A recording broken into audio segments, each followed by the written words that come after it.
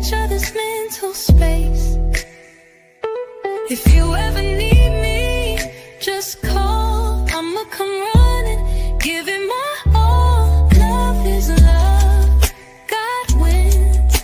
Keep your vibrations high and watch how your blessings.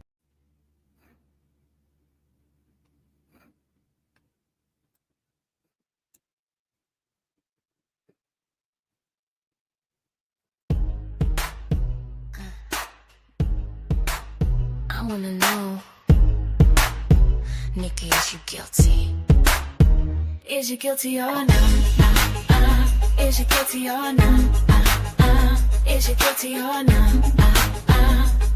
I'll give anything to know. Is you guilty or not? Is you guilty or not? Is you guilty or not? Cause if you're guilty, then I'm letting you go. They started the trial, but baby, you in denial. What about your A-list family? Such a terrible sight for us to see. We followed your story, you're taken down from your glory. Well, I guess you're #1 fan. Never dreamed you'd end up in the can. Is you guilty or not? Is you guilty or not? Is you guilty or not? I'll give anything to know. Is you guilty or not? Is you guilty or not? Is you guilty or not? Cause if you're guilty, they not letting you go. They've taken your crown, yeah, they've taken you down. What you built has crumbled to the ground, all before the verdict is found. All of this ruin, was it all of you doing? So much drama to the case. Yeah, we're checking that look up on your face. Is you guilty or not? Is you guilty or not? Is you guilty or not? I'll give anything to know. Is you guilty or not? Is you guilty or not? Is you guilty or not? Cause if you're guilty, then I'm letting you go. Yes, you guilty, Nicki, you filthy. Maybe the crime that they saying ain't it. Glitz covered up some real life-ish. So much scandal, $1 million vandal. Nasty, freaky, dirty parties all oiled. Leaving the hotel rooms all soiled. Everybody signing NDAs to cover your tracks. But now the courtroom gonna uncover the facts. Or not, is you guilty or not? Is you guilty or not? I'll give anything to know. Is you guilty or not? Is you guilty or not? Is you guilty or not? Cause if you're guilty, they not letting you go. Is you guilty or not? Is you guilty or not? Is you guilty or not? I'll give anything to know. Is you guilty or not? Is you guilty or not? Is you guilty or not? Cause if you're guilty, they not letting you go.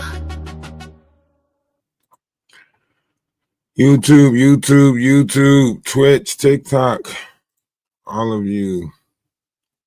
So look, Nicki Minaj has entered the Roc Nation beef, but I think she's got a better chance than Jaguar Wright of taking Roc Nation down. Remember, Jaguar Wright wrote a book in 2017 where she said Jay-Z was a perfect gentleman.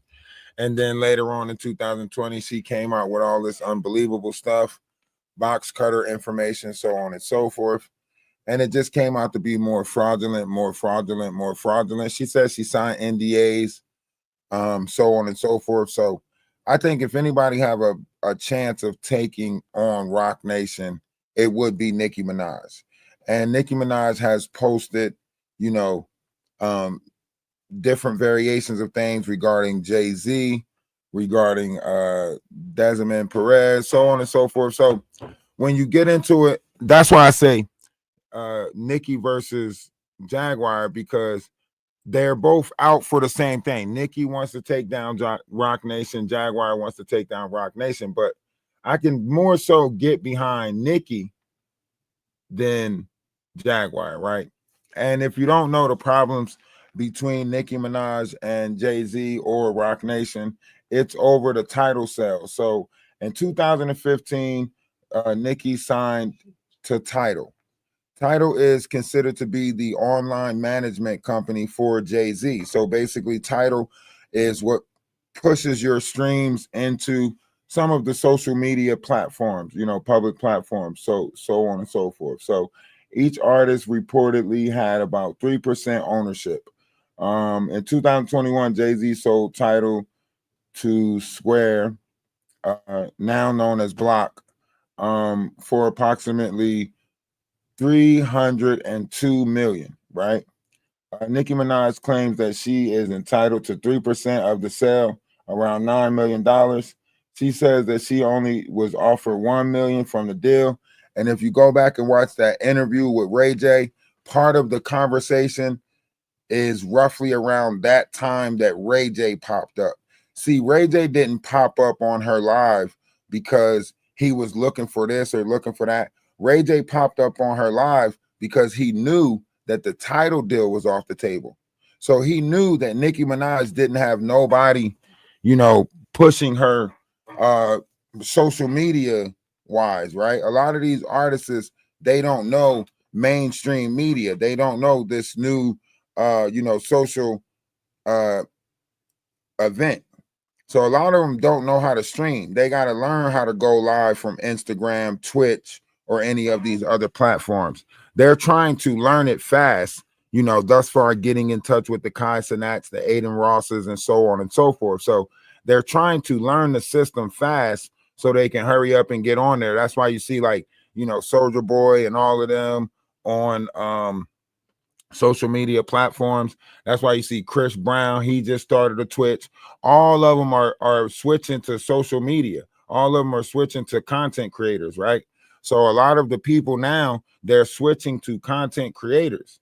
So they're switching to take their followers or their fans to a Twitch or so on and so forth, realizing that these content creators are signing bigger deals than them. Right? You seen what the Breakfast Club just try to do with Neo, or Neon, whatever his name is, try to embarrass him, belittle him, tear him down for using different levels of, racial slurs because he, hashtag Harriet Tubman or whatever the case may be, which is in this new age considered trolling, but the Breakfast Club wanted to make it seem like he was racist. So you see what's going on now. So Nicki Minaj believed that the deal undervalue her she claims that the handling of the deal affected her career. She wants to use some of the funds for her fans' education via her charity. Public statement. Nicki made her claims public via social media, especially on X. She directly calls out Jay-Z and Desiree Perez of Roc Nation. And like I say, you're looking at 3% of 300 million, right? You're looking at 3% of that. They sent her a contract for about I want to say $1 million, but she only had 24 hours to sign the deal in order to get her meal. In which case, she said she signed it, but they still didn't give her the money. So they're trying to say that she didn't sign the paper within the time frame that was given, thus far forfeiting her $1 million, right? But Nicki is looking at it like, with all of the streams and so on and so forth, you guys owe me way more than $1 million, right? If you sold a company for 300 million, right, and I'm entitled to 3% of that, somewhere along the lines of $9 million she should be getting, or something like that. So she's saying that she should be getting like 9 million. All right, so Tidal tells dispute. Nicki posted on X, Twitter, demanding 120 million from Jay-Z. She claims she was only paid 1 million for her stake in Tidal, despite deserving more from the 320 million sales she referred to as karmic debt, and said interest is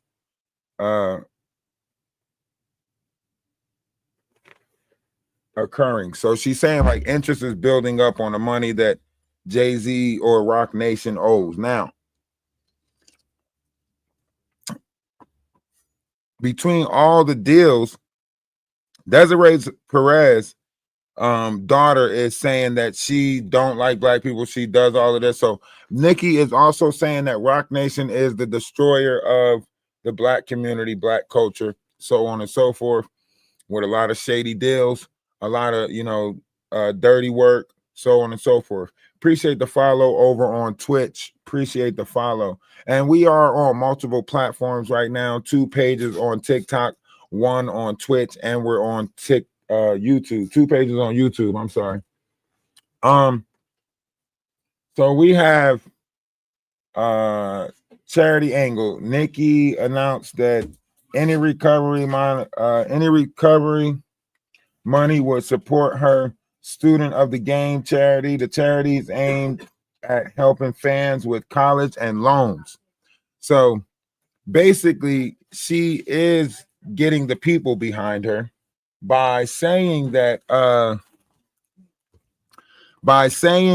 she's going to use these funds in order to push the education thing.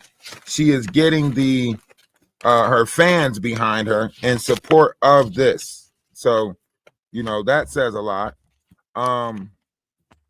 So like I say, there's a lot of different things that are played around this factor. You guys come up in the box if you want to add to the conversation around this. Ramir, I guess the judge has stated that Jay-Z has until the 18th to respond regarding the lawsuit paternity test for Ramir.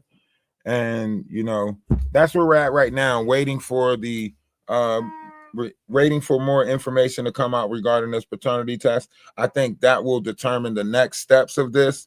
If the paternity test comes out that it's his, then it's stating that Jay-Z did have sex with an underage minor in that time, bringing her from Philadelphia to New Jersey to have intercourse, which possibly, I don't know what is the statute of limitation regarding the Mann Act, but this could be possibly another one of them rollout cases. What's going on with you? Hey, how you doing? How's everything? His 10 years on the Mann Act has passed. It's more at this point about his image. He needs to just stop it. I think this judge is not going to play with him. He's going to, if they got to go put the handcuffs on him, hold him down and get that DNA, they will. Because this is ridiculous at this point. This boy looks just like him. Stop it. And I'm going to tell you, I was looking at a show of someone who's a good friend of Jay-Z, who says he acknowledges him, he's had contact with this dude. And he literally tried to throw money at him like he did his other illegitimate children that is laying in the cut and don't say nothing. You saying Jay-Z tried to throw money at him? Yeah. Through what? Through what organization? Through who? Like, because right now it's the godmom that is kind of orchestrating all of this. I mean, in a couple of interviews, that they were grifting for money on the Sean Atwood's network, right? The godmom admitted to some stuff. First, she admitted that the case in Philadelphia was froze due to fraudulent schemes, so on and so forth. And that's why she was hesitant to give the Cash App out on social media platforms, because they were already under fraudulent scheme investigation. So the godmom house got a lien on it because of Jay-Z, right? In Philadelphia, right? Because so they gave up the DNA on to Jay-Z and them, and then that's when the fraudulent scheme thing hit. And then because she didn't file in the right jurisdiction, they kind of like froze it. And then when she filed in New Jersey, now she's waiting for the. He's always saying he's not living in that jurisdiction, but this time he filed in LA, and that's where he literally resides. I really want him to just, at this point, It's just gonna. They didn't file anything in LA. They filed in New Jersey. Well, I heard that I saw the paperwork. No, ma'am. You can go look at it now. The godmom filed the paperwork in New Jersey. She literally lives in Violin, New Jersey. You cannot file the paperwork outside of the jurisdiction of where the incident took place. So because it took place in Jersey, they have to file in Jersey. They thought that they can file in Philadelphia because the person was from Philly and he took her from Philly to New Jersey. But they have to file in the state that the incident took place. That's why she had to file it in New Jersey. All right, I'm looking it up now. Hold on.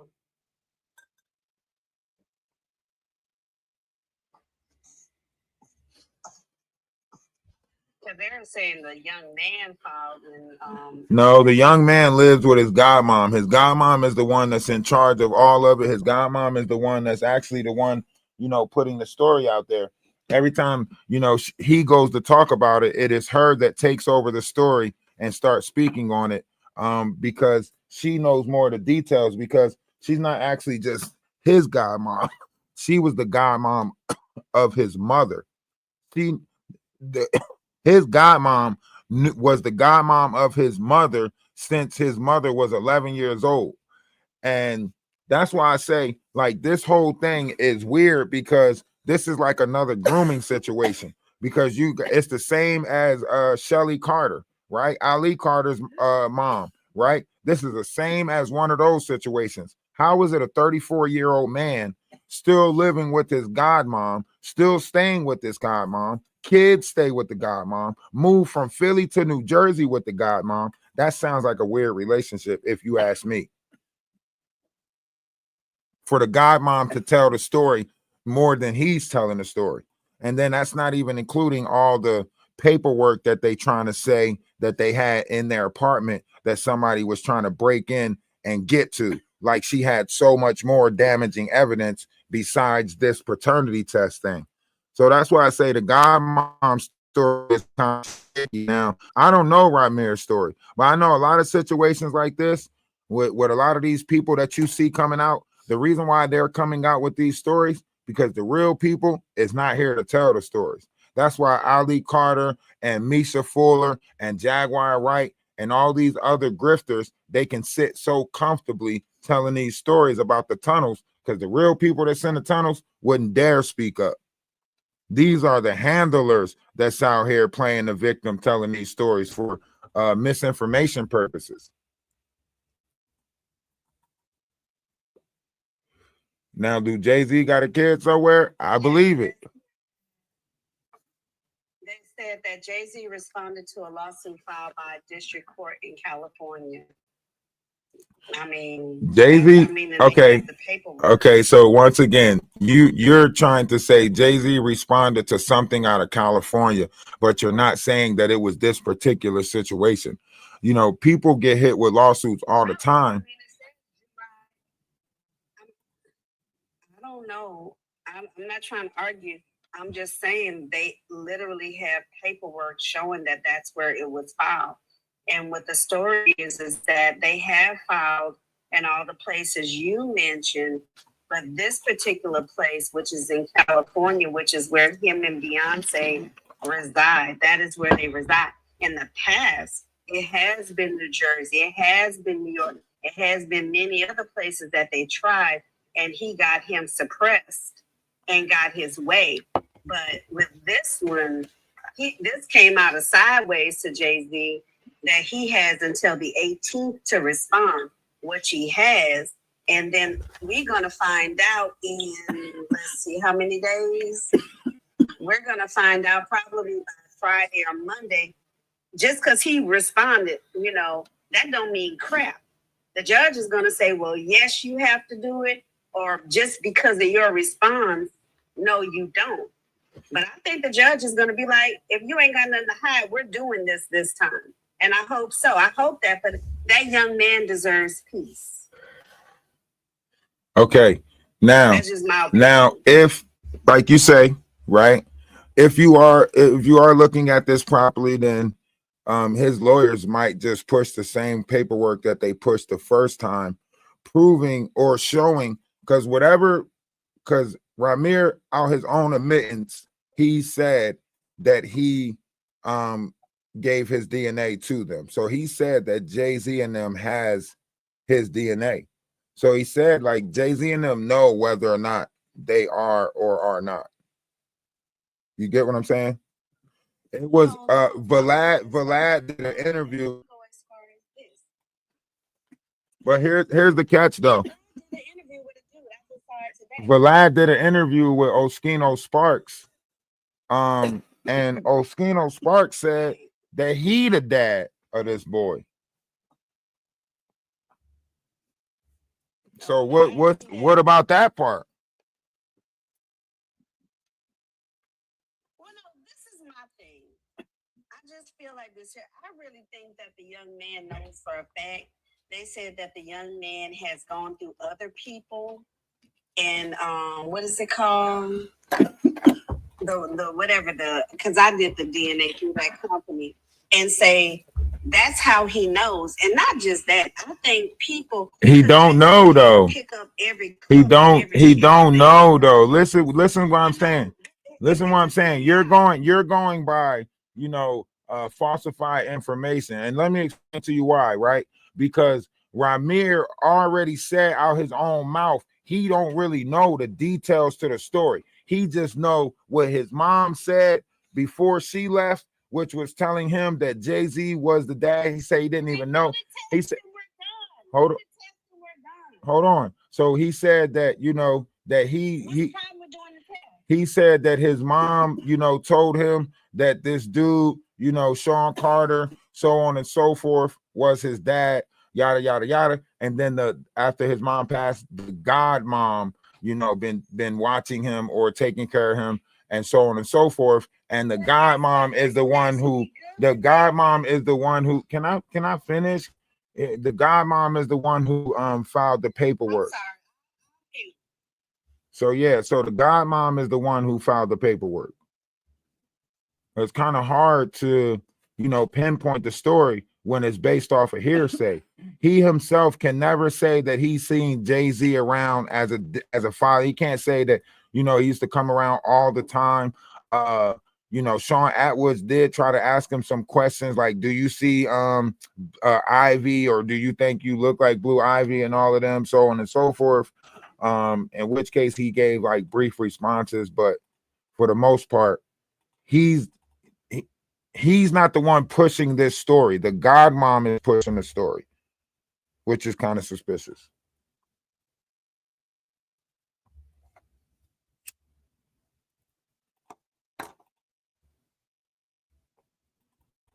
Yeah, YouTube, please don't forget to hit the like button.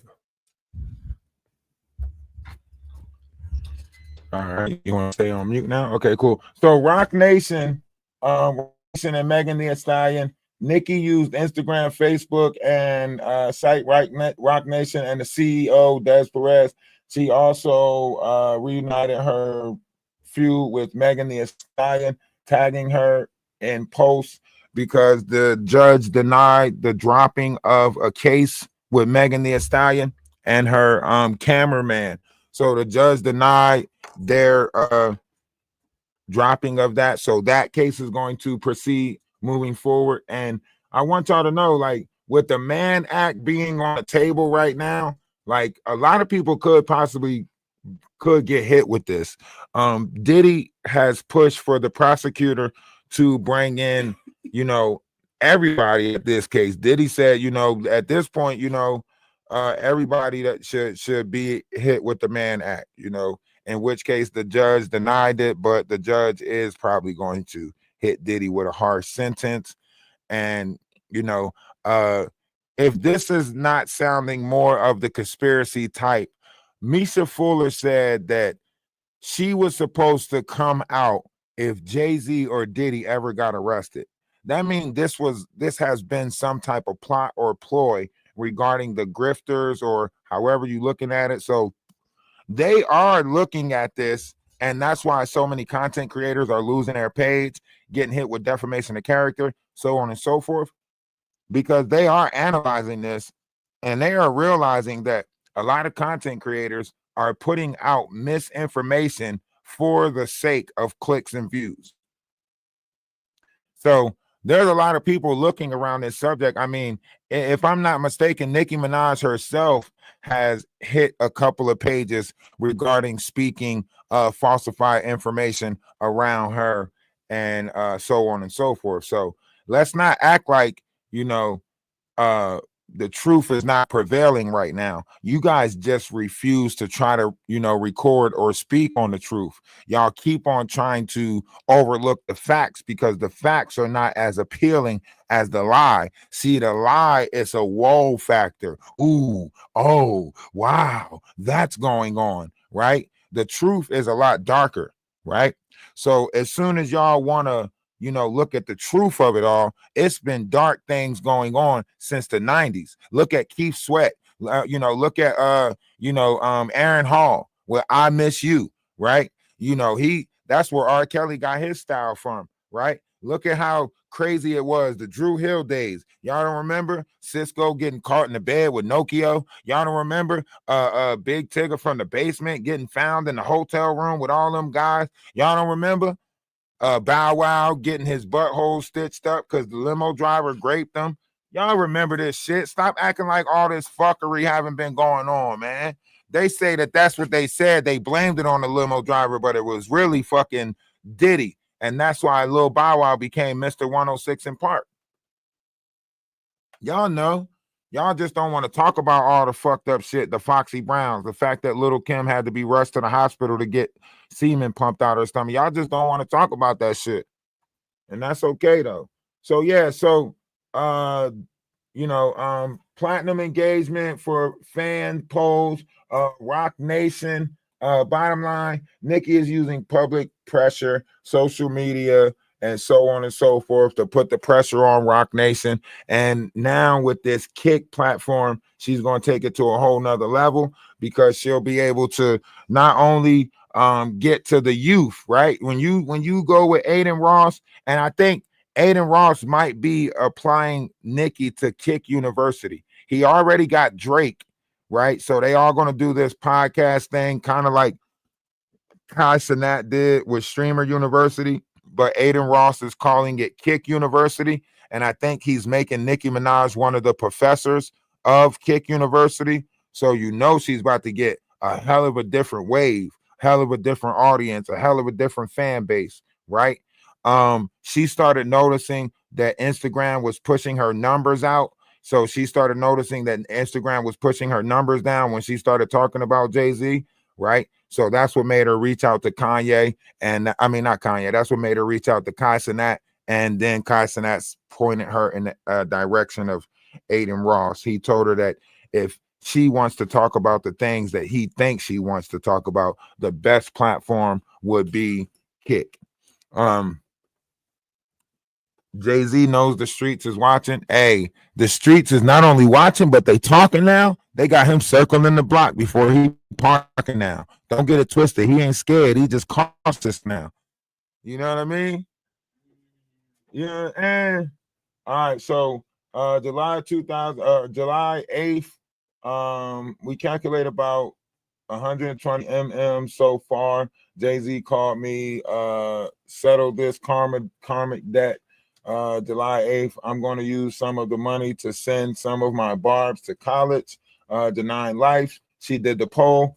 July 10th, LOL, this didn't go way that they attended. Trust me, it's all fun and games until I want to play too.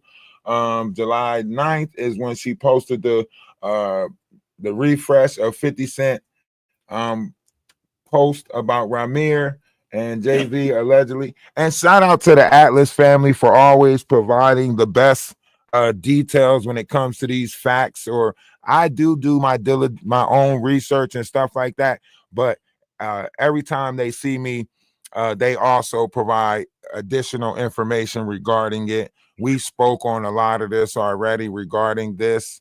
So shout out to them. They know who they are. We don't have no type of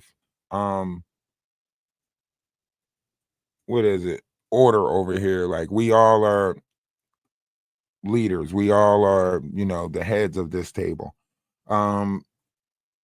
however you want to look at it. So Nicki Minaj is pushing for this. I would love to, do an interview with Nicki Minaj. I think we would have the suitable questions regarding some of the emails that she had put out there regarding Ray J and this, DL community that's in hip hop, right? Regarding some of the things that we know that's been rumoring around hip hop. Like, I don't think they have the right people asking the questions. I think a lot of people try to play it safe for the sake of their platforms or for the sake of not wanting to rub the wrong shoulders, as they say.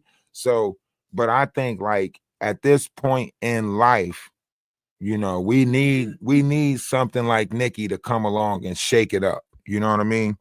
The Breakfast Club is doing it, but the way the Breakfast Club is doing it is it's more so like a black movement that they're doing over there. I don't know why, Charlemagne the God is interrogating this young kid by the name of Neo, and he's sitting there putting up like Black Panther fist and fist bumping and shit like that, like it's a Black Panther meeting at the damn fucking Breakfast Club office.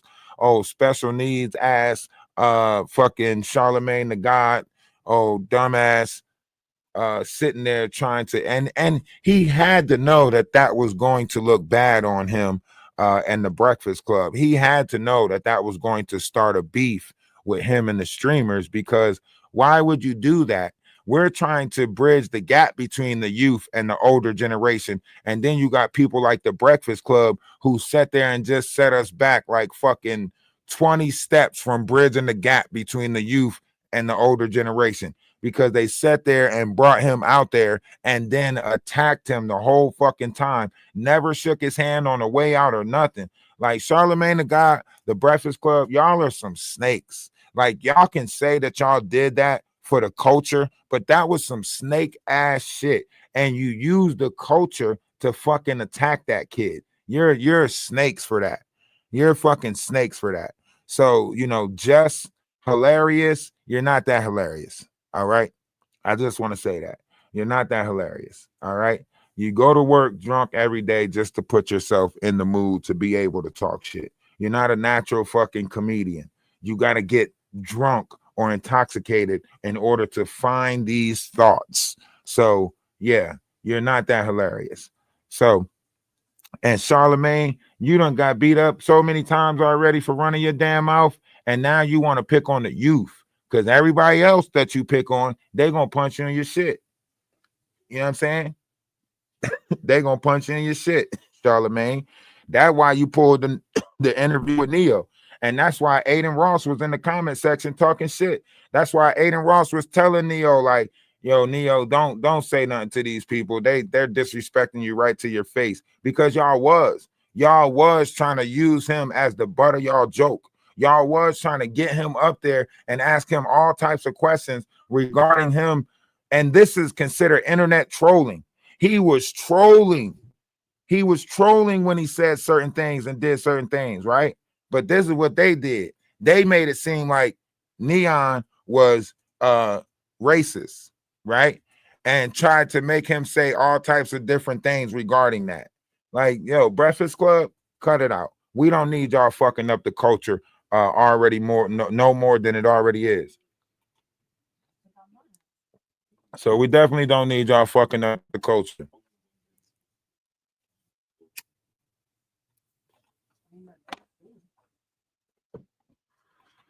So that right there didn't make no sense. The Breakfast Club is going to get hella backlash from that, right? And, all of this stuff is scams and gimmicks. Y'all got these PR teams, and these PR teams is leading y'all the wrong direction. Y'all got these PR teams, and these PR teams are leading all of y'all in the wrong direction. Y'all are analyzing the public all wrong.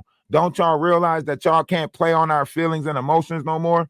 Y'all can't pull on our heartstrings anymore. That was the whole point of the frequencies changing, right? That was the whole point of the Schumann resonator. That was the whole point of the solar flares, to show that we do not operate on lower vibrational feelings and emotions anymore. You're going to have to logically make some shit make sense to people. If you want people to follow you, if you want people, first of all, people are following authenticity right now. So originality and authenticity, people are following that, right?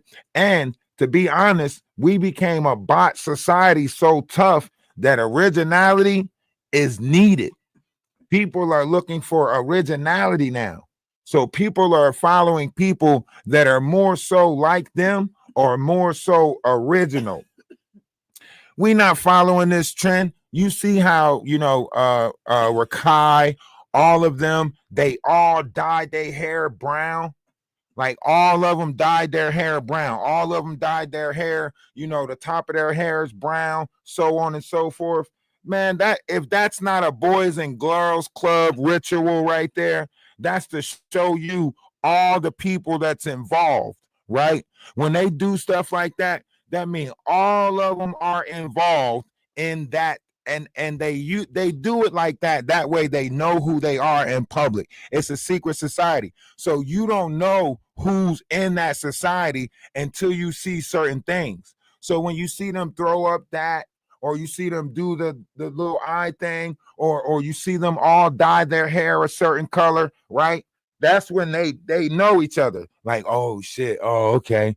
So you had the what in the butt too, okay. You was there at the glory hole, okay. You get what I'm saying? Because everybody from that class got to do a certain thing. It's like a hazing ritual.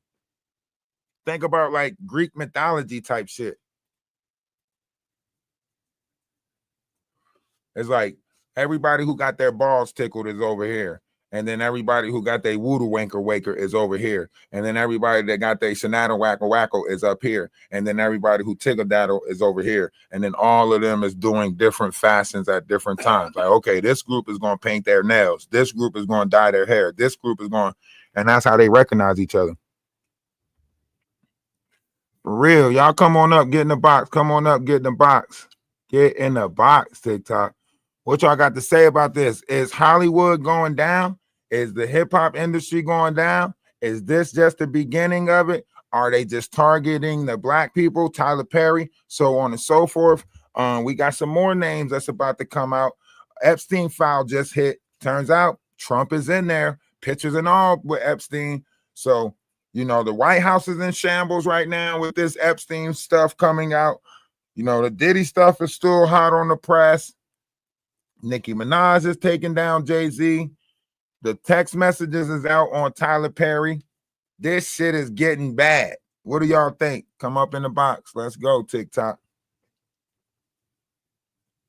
Oh, YouTube, just to let y'all know, YouTube, why I see the not going live on TikTok. So he emailed me today, right? And then I see him live on TikTok. All that crap he talked about TikTok, and then now he is live on TikTok. Come on. On top of that, his Twitch page is down for 7 days, because that page is temporary down right now. So, real G's moving silent. Shh, real G's moving silent. So his Twitch page is down. And now all of a sudden he live on TikTok trying to get numbers from over there. And then, like, he's still doing the same thing. Like, he's still crying about me and AT2 and Orman. And, like, he's still crying. That's it. You can't even say rent is due because he's homeless right now, allegedly, according to the streets. You know what I'm saying? He better go try to get that spot at, I heard a spot opened up at Tyler Perry Studios. I heard a slot opened up at Tyler Perry Studios. He might want to go see if he can fill that position. Yeah, that slot opened up at Tyler Perry Studios. He might want to see if he can get in there. My man. You say it on loop like it's part of the plan. Oh, that's a Delusional YouTube stalker, can't take a hint. You a trick ass, old bad built ass bitch. Lot lizard lurking, smelling like regret. Trying to come for Atlas, girl, place your bet. Bad built bitch with a stale taco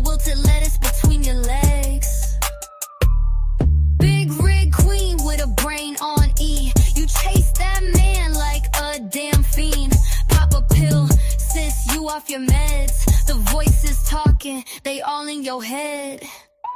No, somebody check on this chick. She fell for a man who hit reverse quick. My man, it's getting pathetic. He dodging you like bills and credit. My man, Donut don't want you, please understand. Donut don't want you. He wants his number to be covered in doodle. You rode the short bus, never. But yeah, so, and look, some more information is coming out regarding the Phoenix situation, right? A lot more information is coming out regarding the Phoenix situation. Turns out her father is the one who changed her name. Her father changed all of their names because he practiced the Nation of Islam. And we know the Nation of Islam, they teach their kids weapons training from a young age, if you are familiar with the Nation of Islam, right? And this is where the name change came from. He changed all of their names. Turns out she has a twin sister also as well. She has a twin sister. And, you know, the mom got a divorce. It's actually a couple of kids. So that's why I said maybe this mother of six triggered something deeper in this child, right? Because she's 26 years young. Maybe that mother triggered something deeper in her, because you're looking at her background. Her mom had a couple of kids. Her mom converted over to the Nation of Islam, which forced all of them to convert over to the Nation of Islam, gave all of her power away to a man, right?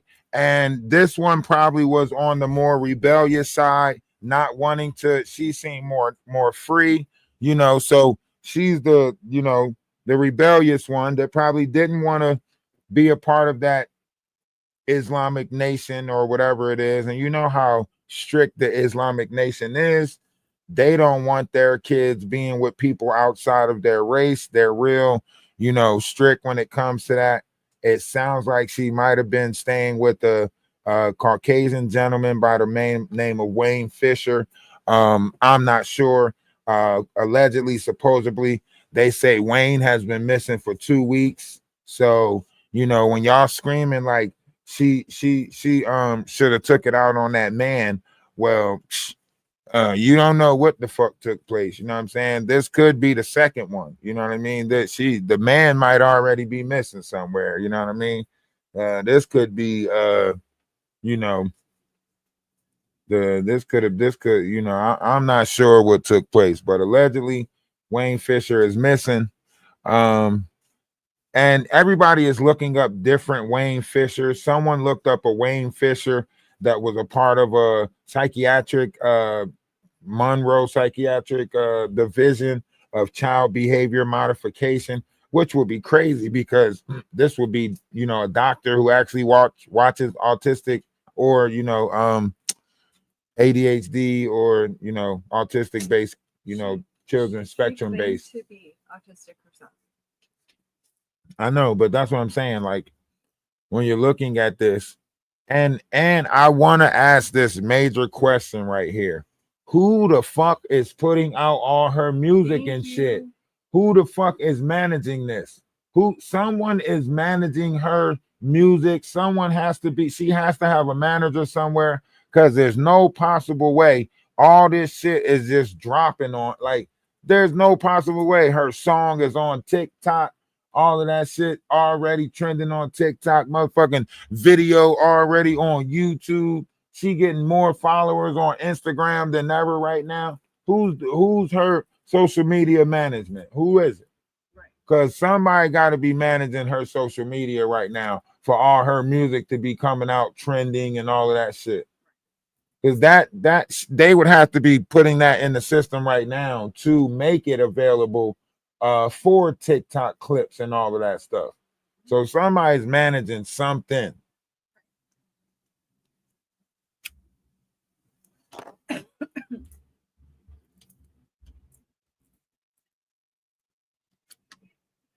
And they did a nice little celebration for the family of six. You know, I showed it a little bit of it on one of my videos. I showed like the passing or whatever. So that's why I say a lot of this stuff, man, if you think about it, that's why I keep on saying the world is one big stage, right? The world is one big stage. If you like to come up in the box and have a conversation, then please come up in the box and let's have a conversation. There's so many different things going on right now with the Diddy situation, so on and so forth. Also, YouTube update. Big Hungry CC has fled the United States. Big Hungry CC has fled the United States for whatever reason. He's trying to say that, all the stuff that he said, people is after him. But I think it's more so that lawsuit that's out. I think that's probably more so why he fled the United States, being implemented in that lawsuit. And then I think certain variations of truths are about to come out regarding the allegations that he made on Busta Rhymes and so on and so forth. So if these elites are suing people for defamation of character, then his name definitely would be on the list for defaming characters after all of the allegations that he put out there regarding Beyonce and Jay-Z, making it seem like he actually worked with Jay-Z before and saw Beyonce with a voodoo witch doctor and so on and so forth. So yeah, and so that's probably why he left. You know what I mean? Plus, he probably feel like he can make more money outside the country. American dollar will go a long way, but that's a trick, because the reality of it is American dollar is not about to be what you think it is, especially with the tariff, especially with this big, beautiful bill, and especially, well, I don't know. The Russia situation could possibly go either way because we're dealing with a lot of egos. So Trump most likely is going to say something to fuck it all up, like he does with everything. You know what I mean? Because we was with Trump, and then all of a sudden he was like, you got to grab him by the hoo-ha. We was like, what the fuck? So we know Trump going to say some shit to fuck it up. He is anti-prone to say some shit to fuck it up. And especially once he said, you got to grab him by the cootie cat. Yeah. All right. We already know what mindset you coming with.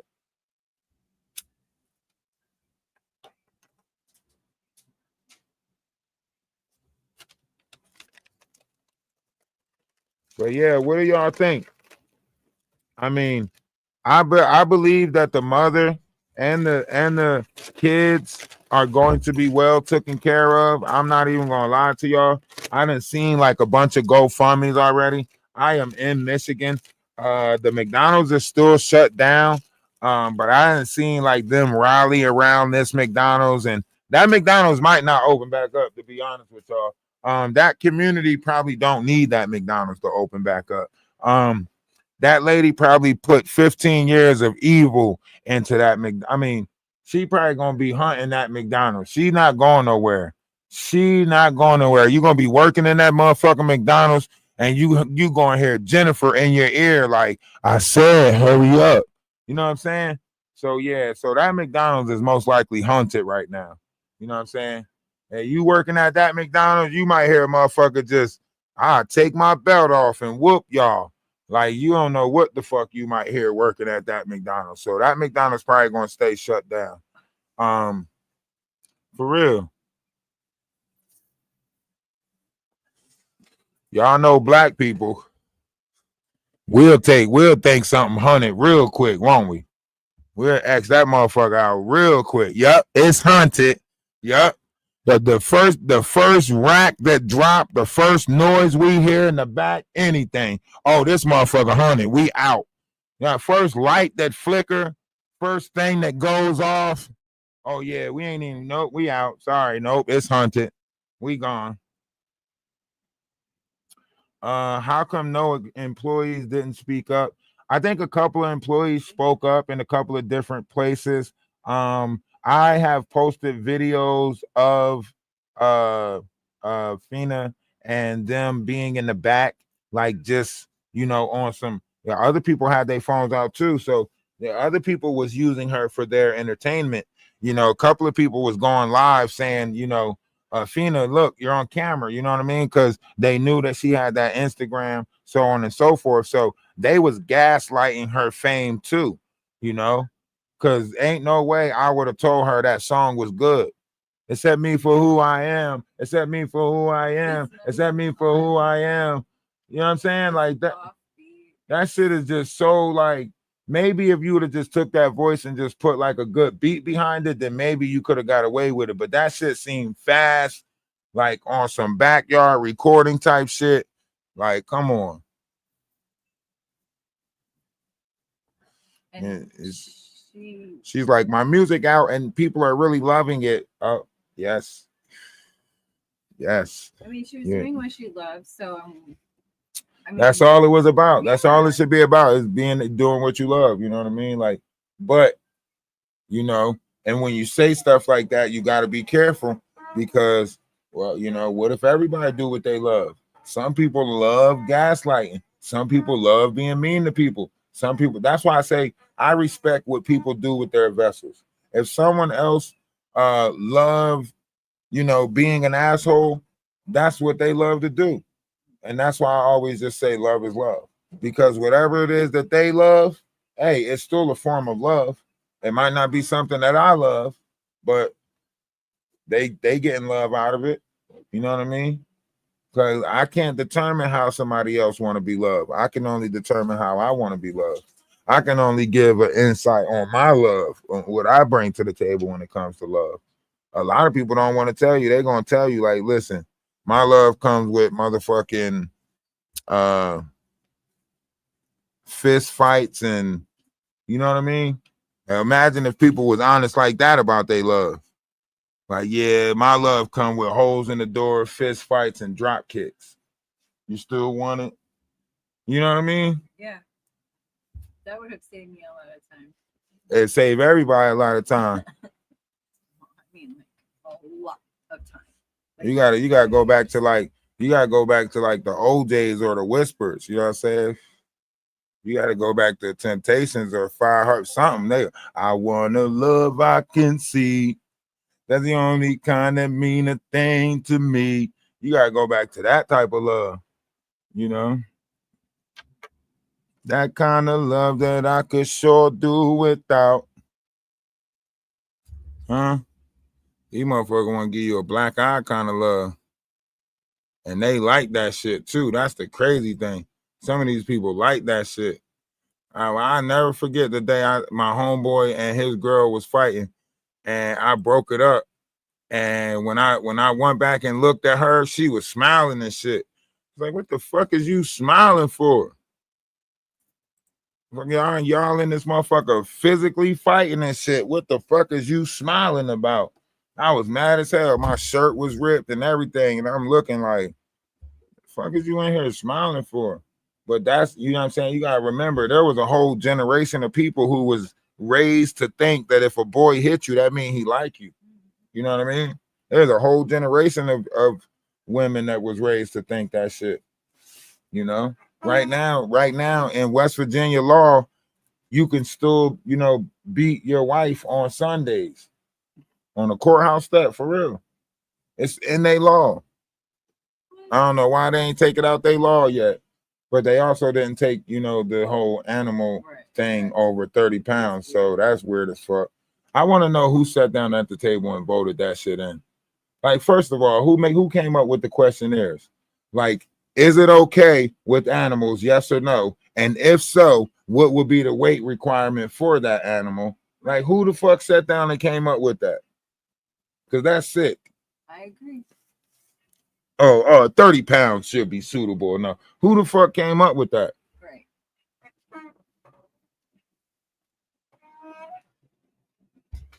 There's a lot of laws that's questionable in different states. It's just nobody knows about them. For real, one dude actually got locked up because he broke into the neighbor's house and was messing with their dog, right? Ooh. And he didn't get in trouble for messing with the dog. He got breaking or entering without breaking. That's what he got, entering without breaking. But he told the police that he was in a relationship with the dog. And he didn't get charged. What? I'm telling you, this world is fucked down. I'm telling you, this world is for real. And that's why I say it's weird. Because the real reality, he had a hell of an argument. Because the only person that can really determine whether he was in a relationship with that dog or not was the dog. Ain't no telling how much or how many times he stood at the gate talking to that dog. That could have been a date.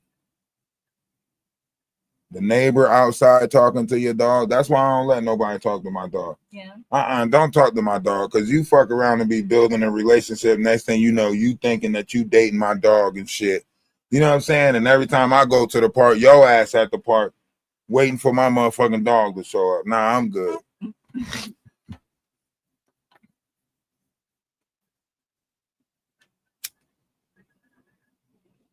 For real. It's not an advertisement. A motherfucker might be in a whole relationship with your dog and you don't even know it. Every time you go to the park, you see that same person out there with the frisbee waiting for your dog. You're like, what the fuck? Motherfucker might be in a whole relationship with your dog.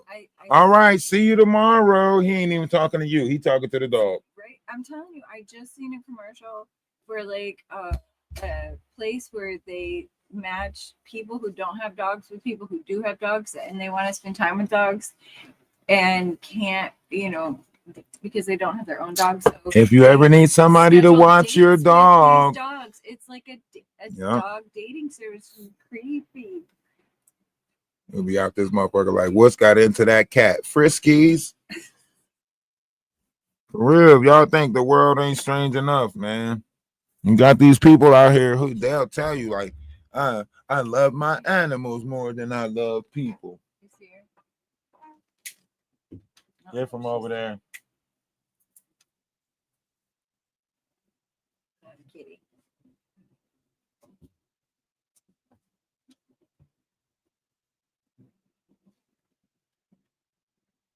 Wild thing. That's funny.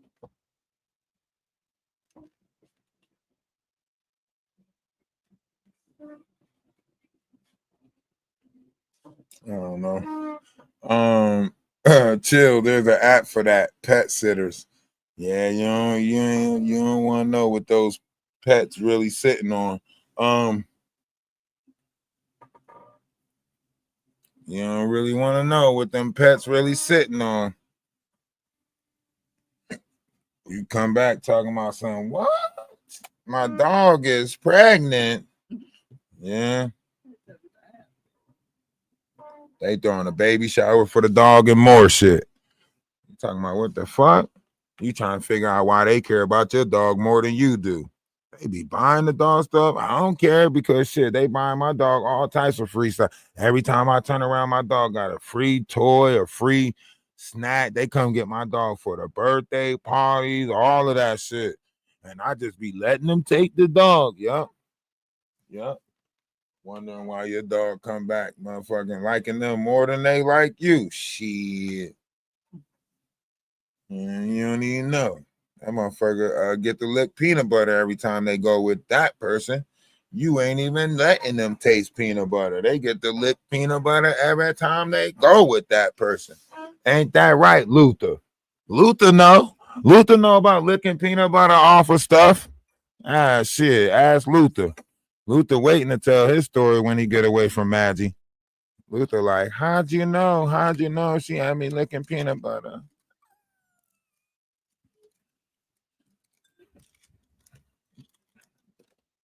Y'all wasn't expecting that magic joke, was y'all? Hey, you two, y'all was not expecting that magic joke, was y'all? Y'all was like, he is terrible. Yes, I is. Hey, Truth Paste, yes, I is. Shit. Every chance I get, real talk, no shit. Huh? Listen, I like women too much, man. I like women too much, man. Y'all curves, the way y'all walk, I like women too much. You know what I mean? I think so much, like the dimples, you know, sometimes the way y'all put y'all hair behind y'all ear, you know, sometimes the way y'all smile, you know, sometimes we can catch y'all like in a nice little happy thought, and it just looks so beautiful, like when y'all in y'all happy thoughts, you know, because it's like nothing can, you know what I mean? I like to see when y'all giddy, when y'all happy, because y'all like are free spirited if people let y'all, you know what I mean? Y'all the ones who convince us to run outside in the damn rain. Y'all the ones that convince us that shit. You know what I mean? Y'all the ones that be like, come on, it's raining. Come on, let's run outside. Let's see who can run to the fence and run back. You know what I'm saying? Y'all the ones that want to always try to race on the beach or some shit. You know what I'm saying? Y'all the ones that be doing that shit.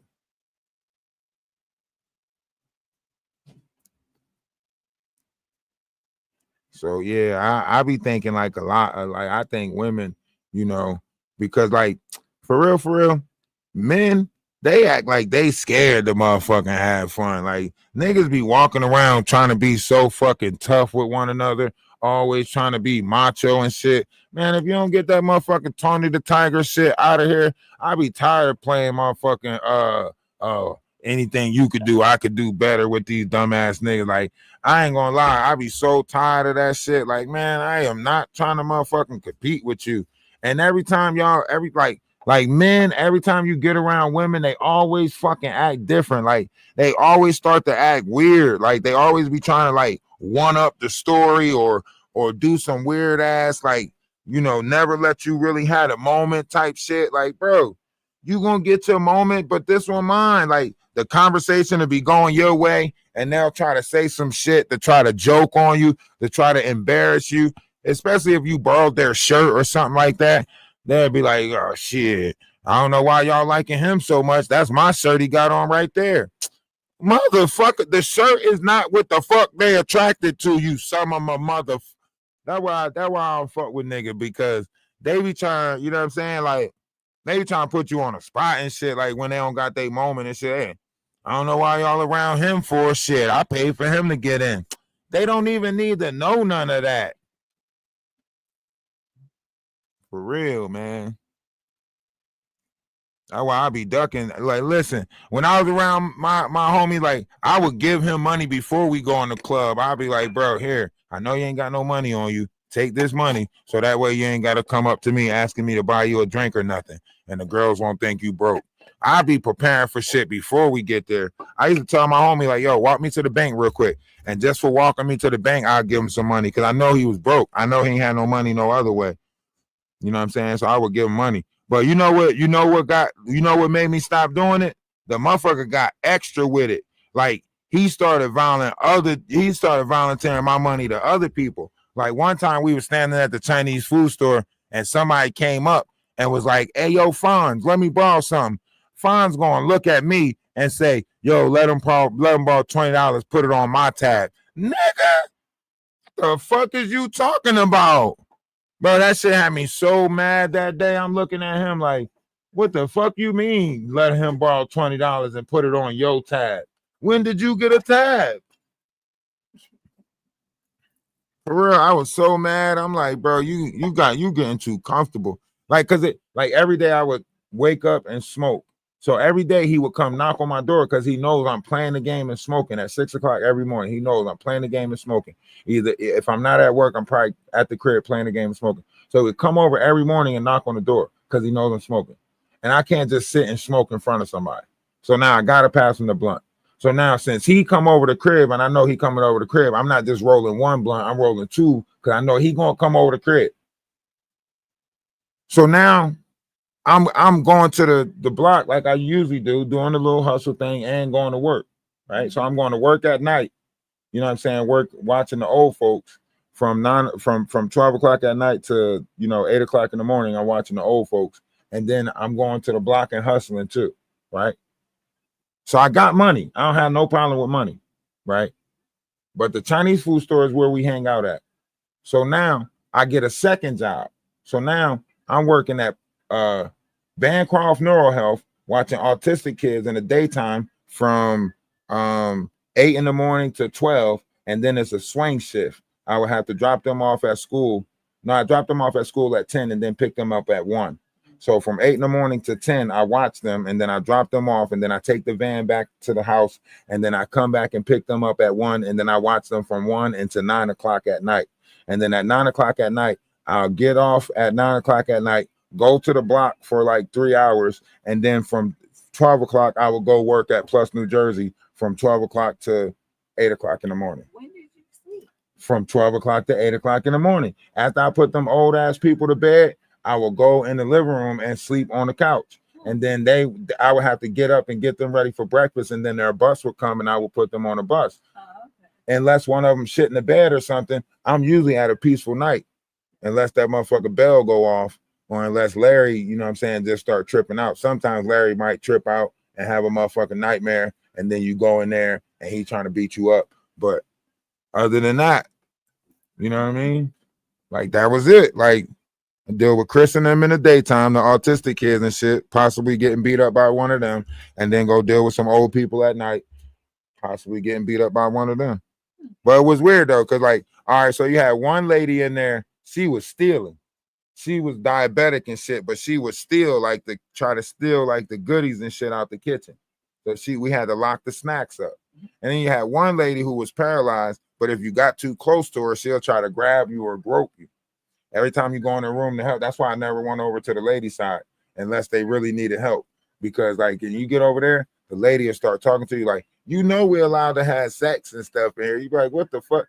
She say, I'm allowed to have dildos and everything. They can't stop us from pleasing ourselves. I'm like, yo, like what the fuck? I thought you was paralyzed from the waist down. For real, that shit had me inquiring like, nah, I thought you was paralyzed from the waist down. You can't even feel the shit. How you know if you having a good time or not? But I ain't asked no questions because I ain't want to open up the door for no dumb shit. I remember Larry tried to fight me one time. One of the guys on the guy's side, he tried to fight me one time, but he in a wheelchair though. So I'm already peeping what he doing because what he did was, if me and you talking, right, and you in the wheelchair, what you locking your wheelchair for and scooting up to the edge of the fucking seat? What you doing that for? You know what I'm saying? So he in the dining room, right, as we talking. I'm standing in the kitchen doorway, right, because he had scared this one staff member to the point where she's in the kitchen with a broom, like about to quit the job and everything. She called me. I have to come in. Mind you, I got to catch a bus to get there. Right, so she asked me to come in because she can't deal. Like I'm about to walk out right now. You know what I mean? He's chasing me around in the wheelchair and shit. So I get there, right? So I'm like, Larry, what's going on? Why are you doing all this extra stuff, right? He's like, she's gonna give me my GD cigarettes now, right? I'm like, well, if you calm down, we can go outside and smoke a cigarette. But if you keep on doing what you're doing, you ain't never gonna get to the cigarettes, right? So he's like, it's not fair that I don't get to have my cigarettes. I was like, you already know the rules of the house. You know what I mean? So Larry locked the fucking chair. I see him lock the chair like this, right? So I'm standing in front of Larry thinking like, why is he locking the chair? So as he locked the chair, Larry starts scooting to the edge of the chair. Larry, you do know you're in a wheelchair, right? Like why are you scooting to the edge of the chair like there's a possibility that you're going to try to stand up right now? So I'm looking like, I know this motherfucker is not about to stand up on me. Like Larry is about to square up. So in my mind, this like, because when shit happened around me, everything slows down in my mind. So in my mind, the whole thing already happened, right? So I'm laughing in my mind like, this motherfucker is about to square up on me in the chair. So I'm looking and I'm like, Larry, whatever you do, please don't jump out that chair. So as I'm saying this, it's like Larry is looking at me like, oh, you think I won't do it type shit, right? He thinking that I'm challenging him. And so I'm analyzing it and tell him, don't do it, Larry. You know what I'm saying? But Larry think I'm challenging him, right? So when I say I see this shit in slow motion, Larry ass leaped up out this chair with all his upper body strength. So he was like, when he pushed up like this, he stood up. Oh, yeah. Right? Man, I kicked that motherfucking chair from behind Larry so quick. Soon as he did it, I kicked the chair from behind him. right? So Larry tried to go and latch on to me. I stepped out the way. So now Larry on the floor looking up at me. I said, Larry, I told your ass not to jump out the chair. I told you not to jump out the chair. So now he got to crawl back to his chair. So as he crawling back to his chair, I'm talking to him the whole time. Like, now look how dumb you look. All that masculinity, and now you look more embarrassed than what you started out. So your pride got to be put to the side at this point. I'm talking to him as he's pushing the chair up against the wall to get back into his chair. I'm talking to him the whole time he's pushing the chair up against the wall.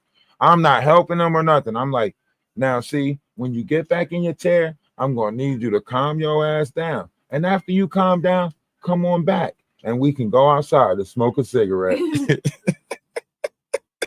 When I say motherfucker, Larry came back humbled in a motherfucker. Larry came back, he in the chair, head down. He said, "Can we smoke a cigarette now?" I say, what you say, Larry? Larry said, "Can we smoke a cigarette now?" I said, "Yeah, we can smoke a cigarette." I said, why you gotta be so mean, Larry? Why you gotta be so mean? I said, "You already pissed the bed. Don't you know I clean up your piss every morning?" As I'm giving Larry his cigarettes, I was like, "Don't you know I clean up your piss every morning, Larry? Why you got to be so mean to the people that's cleaning up your piss every morning?" But Larry was like an ex-biker,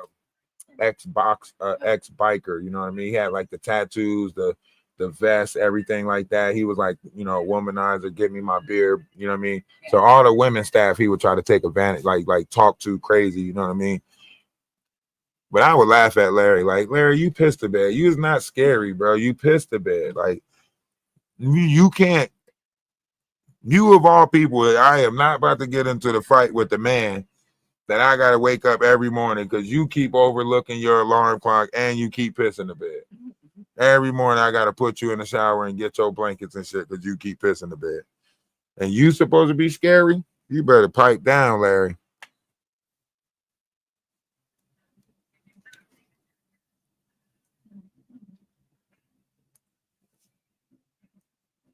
I used to deal with all of them like I never forget one time I seen a staff member do the most outrageous shit to one of the kids at the residential programs. Like, and I can't, in my mind, I still can't determine whether it was justified or not. I can't determine whether it was justified or not because I don't know what I would have did if I was in that situation. Now I'm gonna explain the situation to you and you tell me if it's justified. All right, so Chris decides to act out. So when we get Chris back to the house, Chris decides to further act out. So the staff member says, "I'm sick of this shit," right? He tells Chris to go to his room. "Go to your room, Chris. I'm sick of this shit," right? So now the staff member goes upstairs while Chris is in his room because he cursing at Chris, telling Chris, "You fucking up this, that, and the third," right? Chris in the closet, but Chris taking off all his clothes, right? Not only is Chris taking off all his clothes, Chris got to go to the bathroom. So Chris charged after the staff member, not only naked, but pissing, right? So now he's got this kid charging after him, pissing. Yeah, like pissing. I'm talking about like flaring, like I'm talking about stream everywhere, right? So the staff member say, "Fuck this shit," and he big boot Chris. I'm talking about like the Undertaker big boot, like like I'm talking about like I am Sparta big boot, like he big boot Chris over the bed, right? When I'm talking about my mouth dropped, you hear me? My mouth dropped. Even Chris was shocked. Chris flipped over the bed and was looking at him. This is the first time. This when I realized autistic kids ain't as dumb. This motherfucker, Chris looked at him with the most serious, straight face. He said, "You're not allowed to do that." Chris, I'm talking about when I say Chris flipped, I thought this motherfucker was normal. You hear me? when Chris looked at him, he said, "You're not allowed to do that." I said, "Oh, hold up." I said, "Hold up. Chris playing." This is when I looked at Chris. I said, "Hold on. Chris is playing." Because Chris, I'm talking about everything to me went in slow motion.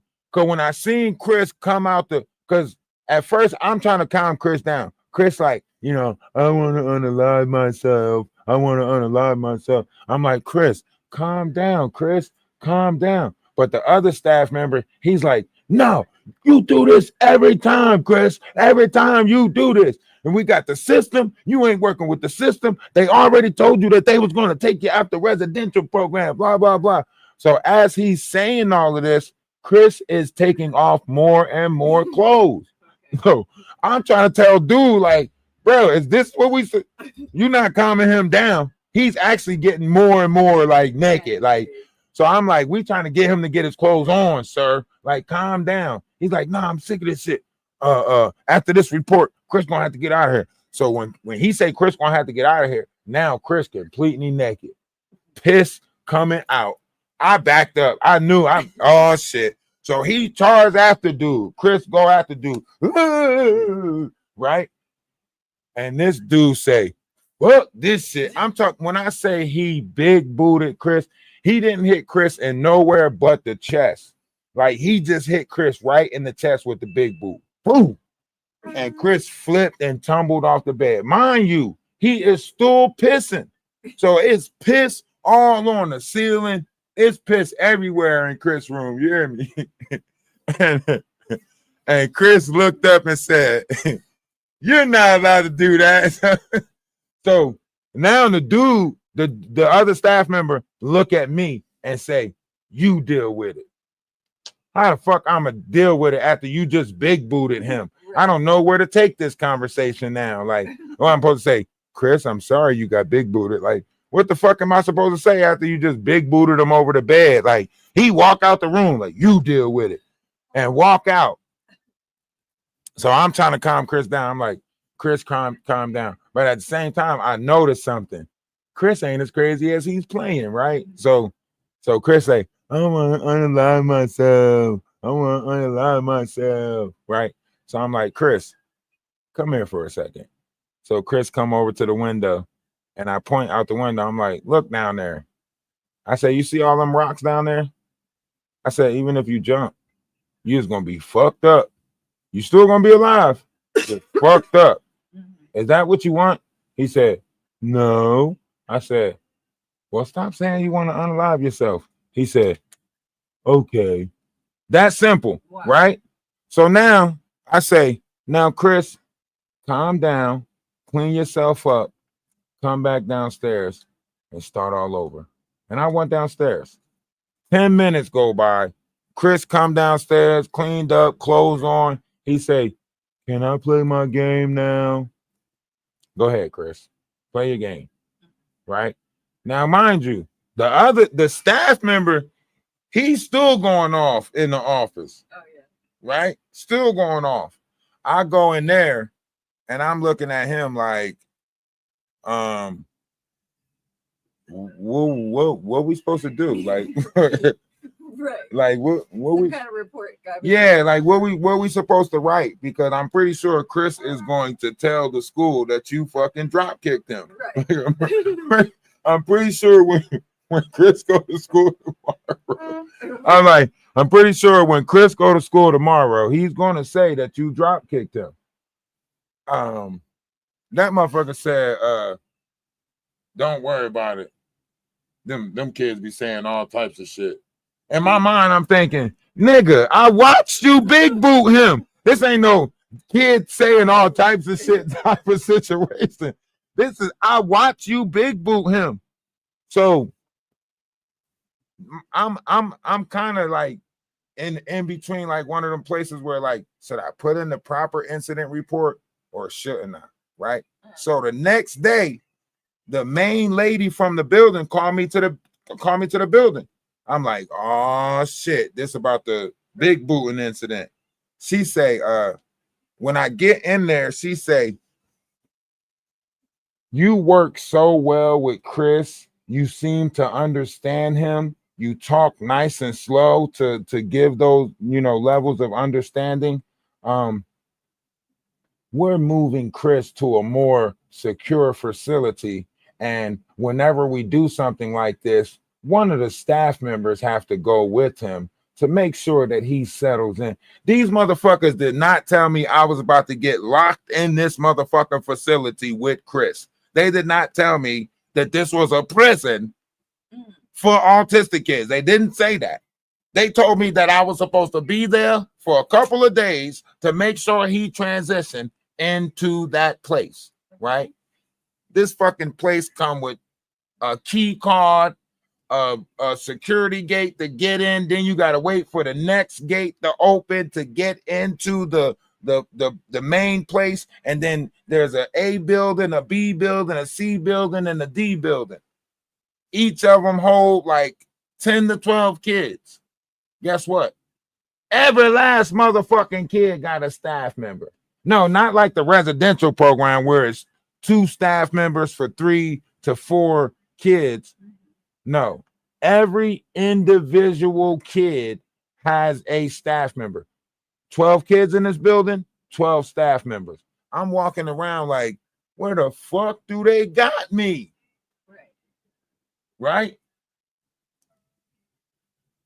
When I'm talking about, when I say like episodes left and right, one kid, he literally would just start taking off his clothes, turning them inside out, folding them up, re-putting them on until he feel right, until he feel like it's adjusted right.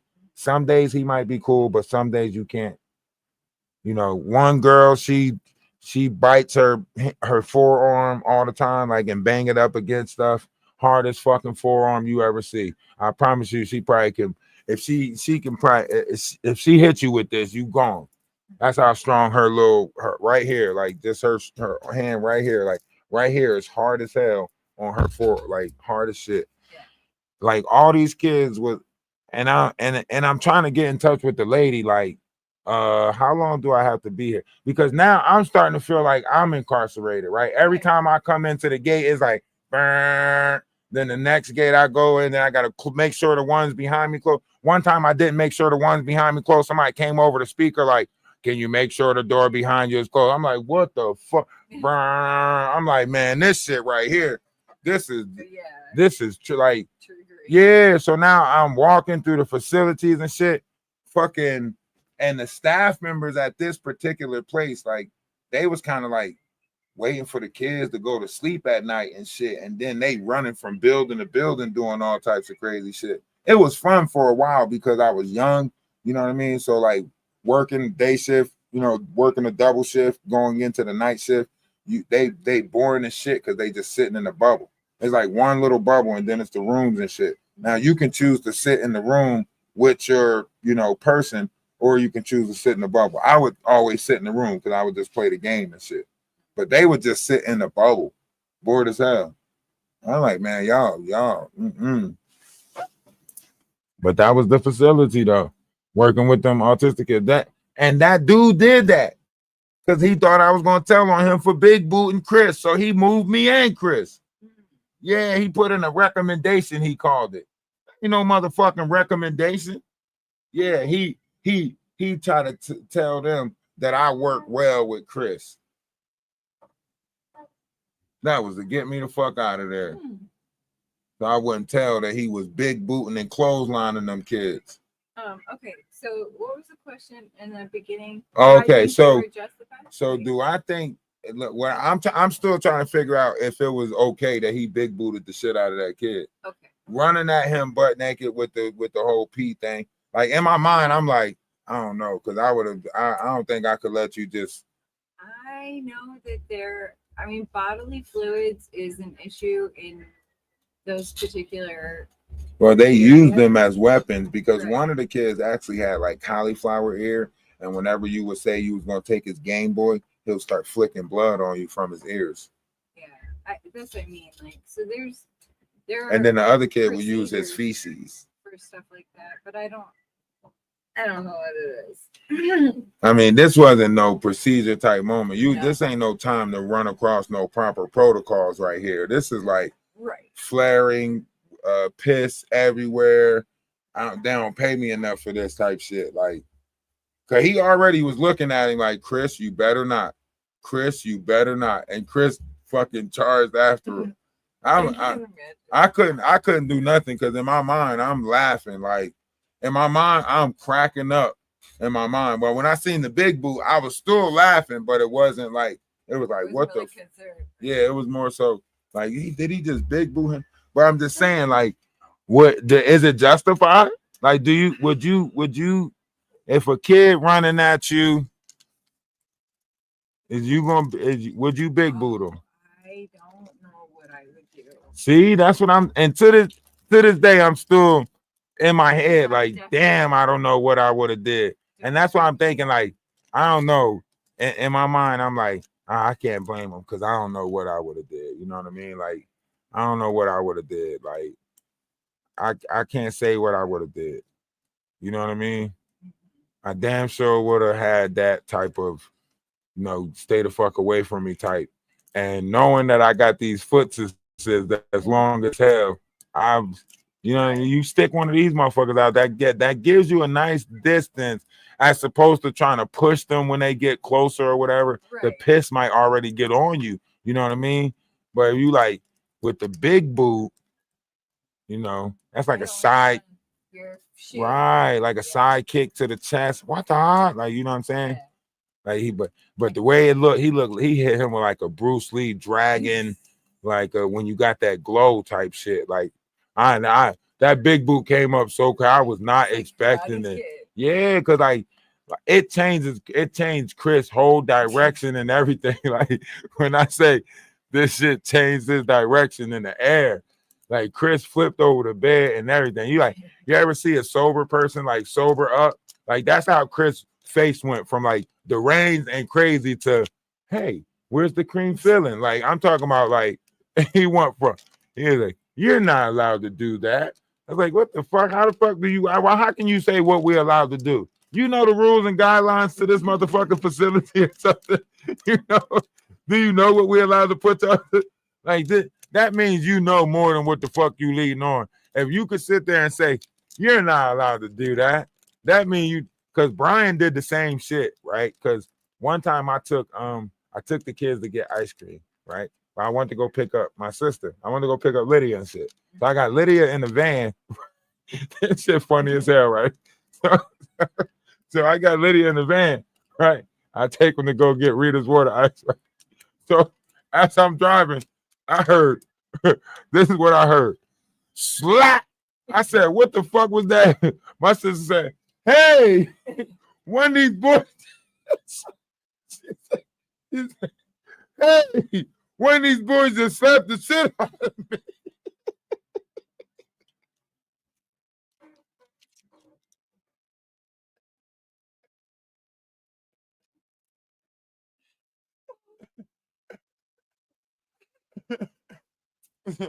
Cause they told me I could take these kids. they told me they wanted these kids to have social interaction, so they wanted me to take them to the park and stuff like that. So I took them to go get. I took them to the park and took them to get Rita's water ice. I ain't think nothing of that shit, right? So when I say I'm driving,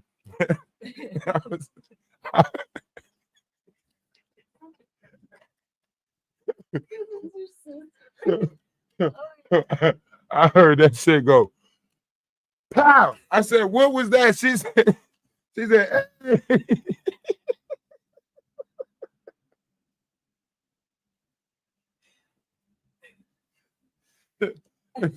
The crazy thing, what made it so funny, I said,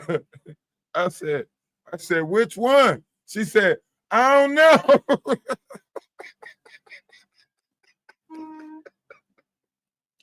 You sucker.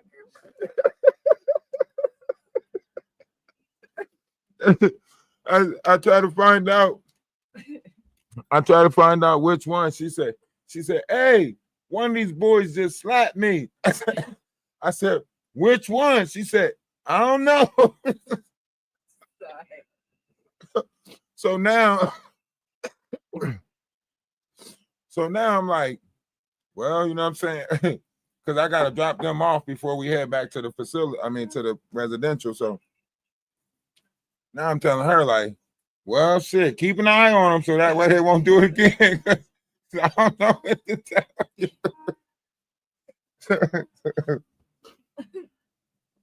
So when I try to find out, from the kids, like after I drop my sister off and shit, so now I'm talking to them like, which one of y'all try to ruin the moment? Which one of y'all try to ruin the moment like that and hit somebody and shit? So this motherfucker tried to hit me with the rules. He tried to be like, you're not allowed to have anybody else in the van with us. I said, oh, so you must be the motherfucking slapper then. He say, start throwing up because he can automatically make himself throw up. So whenever he get in stress or anything like that, he'll automatically start throwing up. So that's what he did to me. Like first he tried to G-check me on some, you're not allowed to have people in the van with us. I was like, so you slapped my sister because she's not allowed to be in the van? That's what I'm saying to myself. Like, wait a minute. So despite the fact that I took you to the park, took you to get Rita Ice, you slapped my sister because she wasn't allowed to be in a van with us? So he's like, as soon as I say it, he like start throwing out, oh, this motherfucker, like them autistic kids be a motherfucker. I'm trying to tell you. You got to really have patience. The charger. Hold on, it wasn't all the way in. What's up with you? Hey, you know you in the box? Sharon. All right, Sharon. Get your ass up out the box, Sharon. Hey, listen, I'm trying to tell you these. Like I ain't gonna lie though. Like I love I love watching the autistic kids because it was like different. You know what I mean? It was different. Would I do it again? No. I was 20. You know what I'm saying? I was 20 years old, getting a hell of a lot of experience. At that time, it was $18 an hour.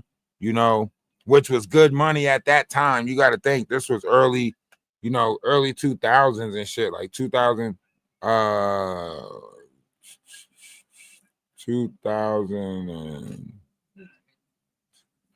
2003, 2004. Yeah, this is around that time. 2005, something around that time. You know, I was getting $18 an hour from one job and $12 an hour from the other job. And I felt like I was cheating on both jobs, you know what I mean? Because for the swing shift for the kids, I was sleeping, you know what I'm saying? For like the swing shift, like so when I dropped them off at school, I would get like 3 hours of sleep. And then for the nighttime job, I would get 4 hours of sleep during the time that they would sleep. You know what I mean? And only problem was they started getting they started moving me around. Like once you get comfortable at a certain residence and shit, like certain staff members, they don't like that comfortability and they'll try to send you to another one of the buildings and shit. So they were like, oh, you think you can work over there? And then when you start doing good over there, they want you over there more. And then like that was like me. I was like, man, fuck that. But the money was good. I was able to fake hustle, you know, because all the people on the block thought that I was getting a lot of money hustling, but I really was getting a lot of money from the legitimate jobs that I was working.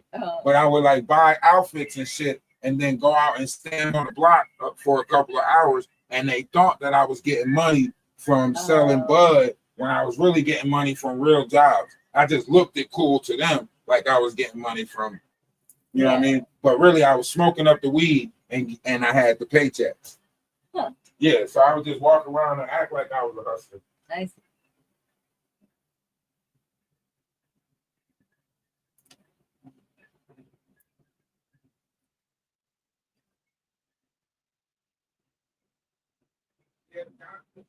The homies didn't want to hang out with me when they thought I was working, and the girls didn't like me when they thought I was working a real job. You know what I'm saying? When they thought I was hustling, they was throwing all types of cootie cat at me.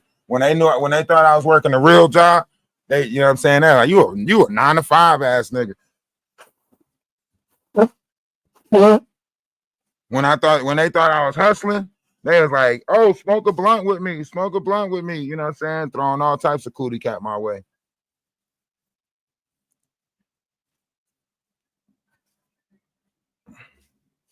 When they thought I just was a worker, they was like, man, get out of here, you old button-up ass nigga. Get your ass out of here, you old 9 to 5 ass nigga. Get your working ass out of here. Yeah, I'm sorry. I had to trick their ass. I had to go out. Yes, I had to go get the legitimate job and act like I was the hustler. You feel me? Oh, damn. We must have talked about something that was off the limits. We got to reset the live over here on TikTok. We got a restriction. Yeah, I'm trying to tell you. Hey, YouTube, y'all make sure y'all hit the cash app. If y'all like the entertainment, if y'all like what I've been bringing y'all, hit the cash app one time. You know, $5-10 go a long way. $5-10 go a long way. I do got a couple of bills I gotta pay. Hold on, we gotta reset the TikTok. Hey, I was on your live earlier. Hope all is well with the craziness going on. I want to reach out. This may be a total shot in the dark on my part. I'm not sure what looks like for you right now with the economy, but the company I'm working with is doing a lot of expansion, and I was curious if you were keeping your work options open or looking for a way to make an additional income with all of the uncertainty right now. Let me see, 800 followers, 328 followings. You could be a real person. I'm a real person, but I don't think you're a real person, so we're gonna overlook that. Damn, I'm on my Britney shit. Oops, I hit again.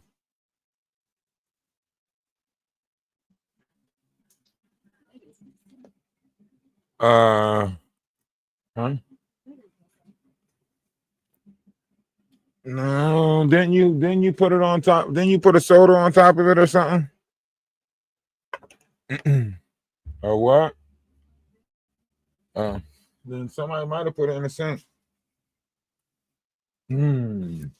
Yeah, YouTube. I be ducking shit, man.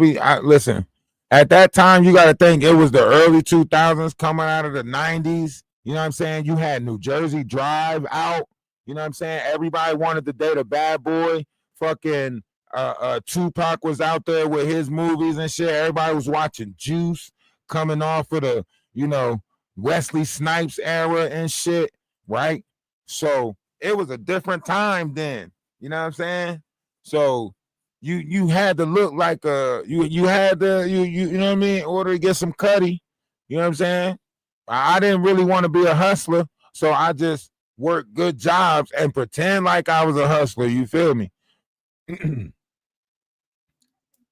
then I would pull up on the block with the big ass work van. It was like a big ass work van and shit. I would pull up on the block with the big ass work van and shit, looking like the A-Team. You know what I'm saying? And you know. Duke then the shit. Duke then the shit. Duke then the shit. Yeah. Duke then the shit. No, I kind of want to watch Blade now. Fucking with a real one, yeah, you should quit. Hold on, let me get something to If a drink. nigga run his mouth, I'm on my Duke then the shit. Run up in the nigga house, I'm on my Duke then the shit. Better choose a different route, I'm on my Duke then the shit. Duke then the shit. If a nigga run his mouth, I'm on my Duke then the shit. Run up in the nigga house, I'm on my Duke then the shit. Better choose a different route, I'm on my Duke then the shit. Duke then the shit. Better know I'm pulling up, I'm on my Duke then the shit. Sledging up and fueling up, I'm on my Duke then the shit. Nigga can't square it up, I'm on my Duke then the shit. The whole crew gon' tear it up, I'm on my Duke then the shit. Nigga don't clear your throat, I'm on my Duke then the shit. Fucking with the real goat, the one you shouldn't fuck with. If a nigga run his mouth, I'm on my Duke then the shit. Run up in the nigga house, I'm on my Duke then the shit. Better choose a different route, I'm on my Duke then the shit. Duke then the run his mouth, I'm on my Duke then the shit. Run up in the nigga house, I'm on my Duke then the shit. Better choose a different route, I'm on my Duke then the shit. Duke then the shit. Niggas better dip and duck, I'm on my Duke then the shit. Bitch, out of time and out of luck, I'm on my Duke then the shit. Ain't no fluke then the shit, this real Duke then the shit. No coming back from this ransack, then it's the menace type shit. You gon' learn the Duke way, Duke then the stupid. Later you gon' hear us say, look what Duke Dennis did. If a nigga run his mouth, I'm on my Duke then the shit. Run up in the nigga house, I'm on my Duke then the shit. Better choose a different route, I'm on my Duke then the shit. Duke then the shit. If a nigga run his mouth, I'm on my Duke then the shit. Run up in the nigga house, I'm on my Duke then the shit. Better choose a different route, I'm on my Duke then the shit. Duke then the shit.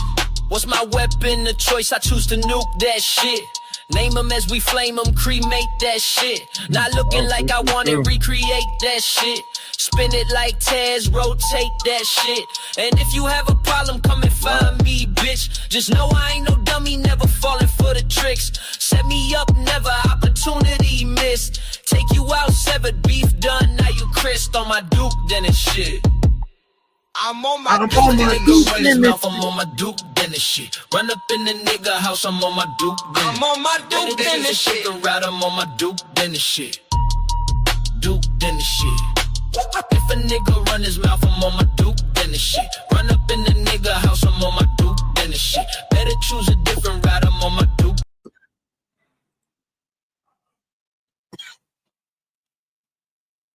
What?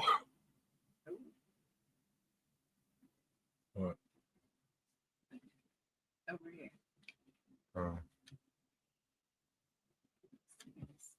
You can hit that fan down.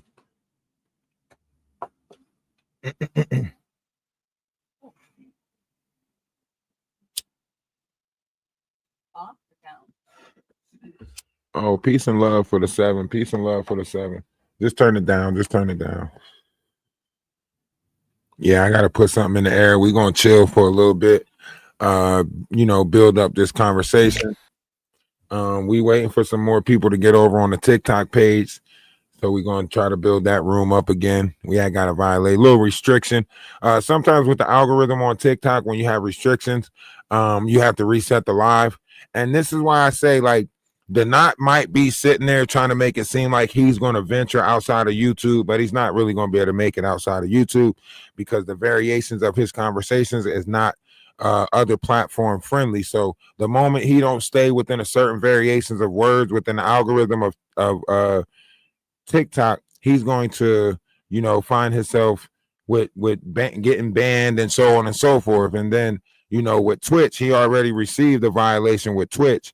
So it's not, he ain't keeping up with those guidelines either. So he thinking that he's going to platforms where he's going to be able to say what he want to say. Nah, YouTube allowed him to get away with a lot of stuff. And there's no possible way he's going to be able to get away with none of that hateful ass rhetoric on other platforms. So he might as well cancel Christmas on that one.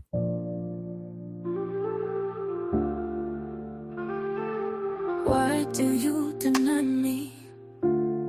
You chose the lie created for you just to hide in.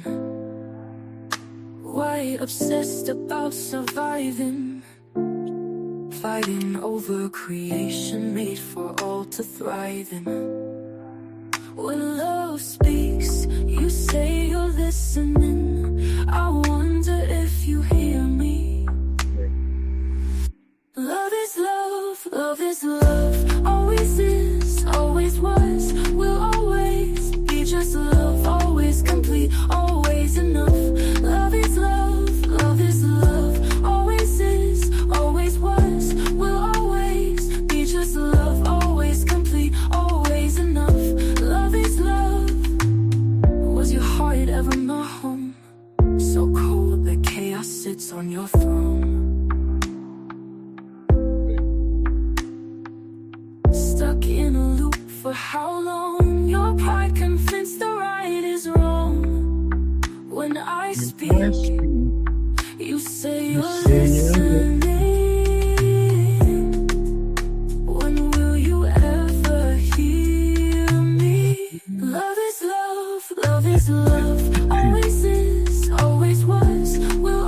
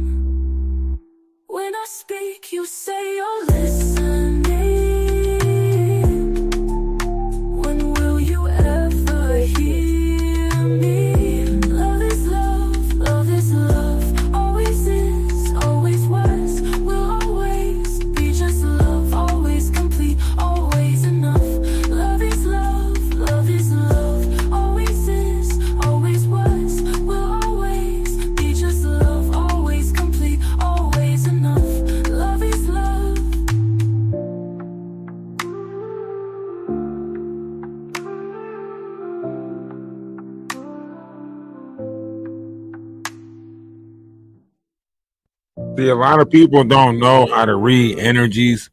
A lot of people are not energetic beings. They don't feel the energies that's happening in this world. Some people pretend like they feel the energies, like they feel the so on and so forth. So you got a lot of people that are pretend like they feeling the energy shift, so on and so forth. But there's a lot of empaths out there that's being affected by energies right now. There's a lot of, you know, people out there that are feeling these energy shifts. They know, and it's just like they just tired of people fucking up vibrational shifts and so on and so forth. And they're just like, all right, enough is enough. Like you're fucking up the energy of other people's life water. You're messing up people's life water. You know what I mean?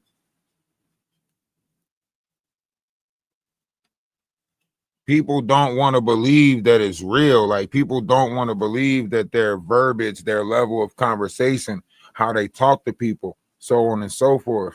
They don't want to believe that it's affecting, people's life order, that it's affecting people's life. They want to deny that. You know what I'm saying? They want to deny that. So you got a lot of people right now that's denying that they want to play on you. So they want to keep on trying to deny that their words is affecting you.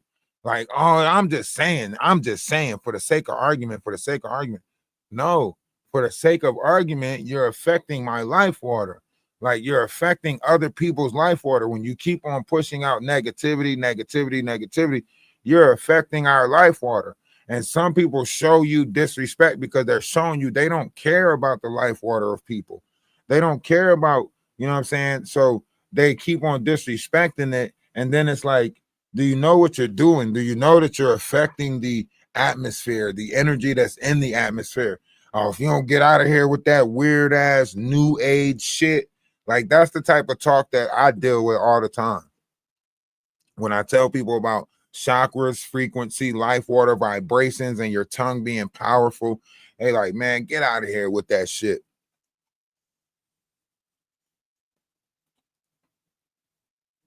They want to do the other shit. They want to do the whole, this is how we used to talk to each other when we was kids.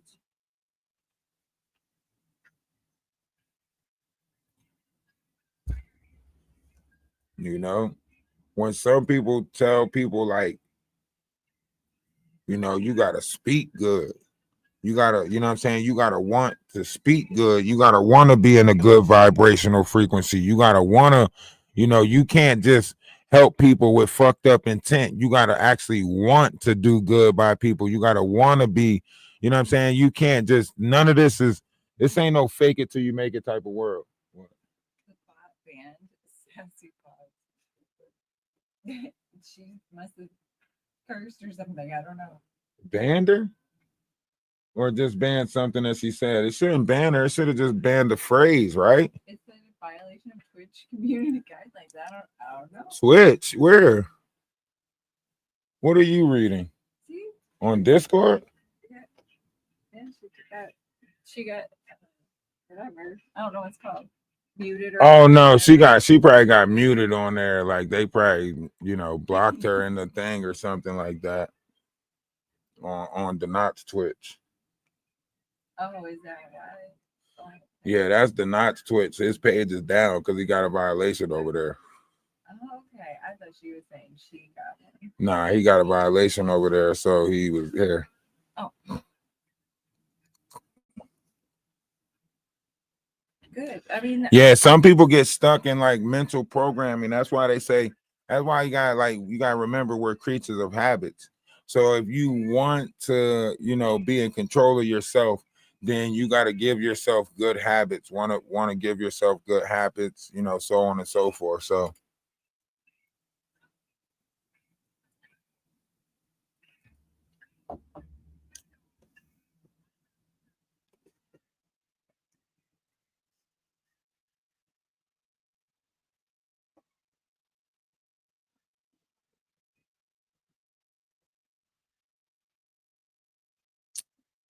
that's why I said, like, that's why I learn things before I put my foot. I ain't no dummy.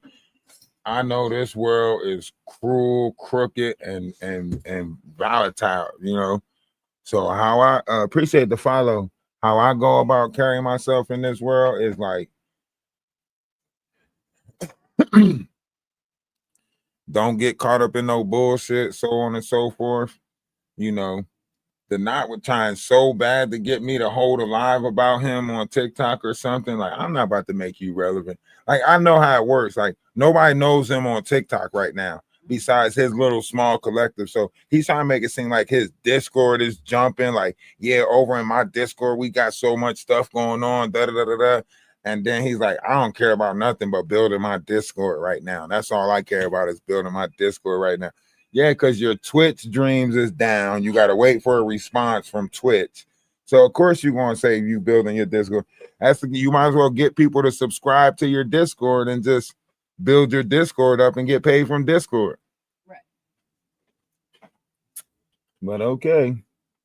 He's going to violate community guidelines on TikTok even quicker. He's going on TikTok. On TikTok, as soon as he be like, and that's why I can't stand that bit like this. Like, man, listen, that page is gone. Like, that's why I laugh at him. Like, bro, you can't even put yourself in the proper verbiage. You're not gonna stay on no TikTok. I have a feeling it's gonna get even more strict. So many people are losing pages right now, like for being negative. Like, so many people pages is going down for being negative. It's crazy. Like, and disinformation, like, it's crazy. Like, they don't know how to, they don't see that the social media platforms is pushing out negativity.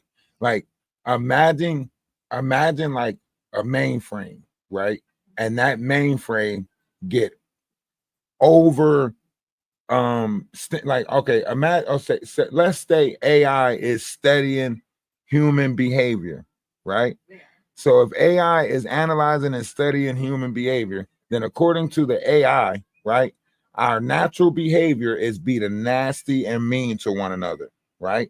So if AI is programmed to protect the peace or whatever the case may be, once it registers to AI that humans are the problem, then what? Good question. If you create a software whose job is to protect peace, safety, whatever the case may be, right? And you tell them to analyze human behavior or social behavior, and the results come out that it is the way that people treat each other that is going to destroy this world, right? Now AI will look at us as the problem. Mm-hmm. That's possible. That's possible. I'm just saying. They could also create, I don't know, stories of some kind to inspire us to be better and do better. They could, but if nobody programmed them to create stories, see, like if AI is analyzing humans and trying to be more like humans, then AI is going to create bots that actually thrive on controversy. So the bots itself will start creating social controversy. If the AI is not analyzing good human behavior, then the AI is not going to mimic good human behavior. It's going to try to be like humans, and it's going to mimic that drama. I am more prone to believe that the companies and the whatevers are programming a lot of their AI to target and misinform us in order to distract us from actual real issues. And I think that the other side of AI is that it was developed to mimic human behavior and analyze relationships in order to be of more use to us. And for what purpose, I do not know. I think it's data collection, but that's just my own opinion. Well, data is selling right now. Like, right. When you look at all these apps and everything like that, that's what they selling, it's like data. Yeah, that's what type of war it is. You know what I mean? And so, however you want to look at this, like, our interaction on these social media accounts are being calculated and tallied. Like, so that's why I say, like, I don't know, like, I don't know what is the idea, like the brand, for us to create an image, for us to unify, for us to, I don't know. We can't really say what the whole social experiment is, but I think if we unify, we're going to come out a lot better than if we keep on this division track. Like if we stay on this, division, divided, then we're already a conquered, you know what I'm saying? We're already conquered. You know what I mean? Because shit, let's say aliens do exist. And if the aliens put it in place for us to be divided, so that way they can keep on motherfucking abducting people. You get what I'm saying? So if we stay divided, then the aliens gonna keep on snatching people up. We gotta unite. Yeah, for the aliens. Yeah, for the aliens, so the aliens can see that we at peace and we at one. And if the aliens see that we unified, then the aliens ain't gonna fuck with us. I agree. And if the aliens see us divided, they gonna keep fucking with us.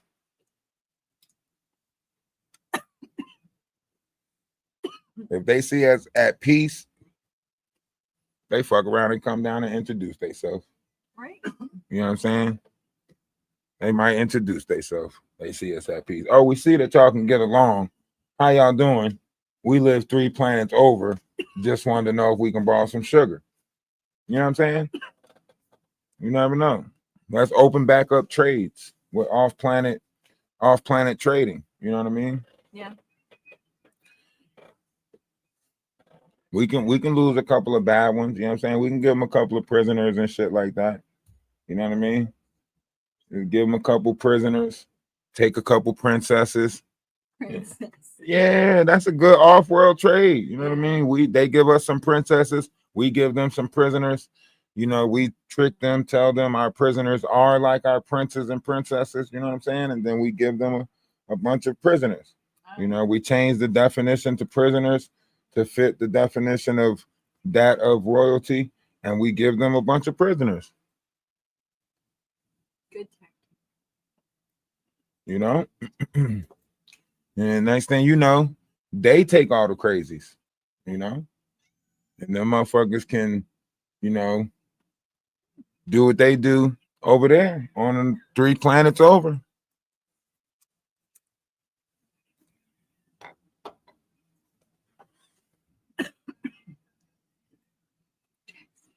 What, Sandra? We don't need all these damn bad guys.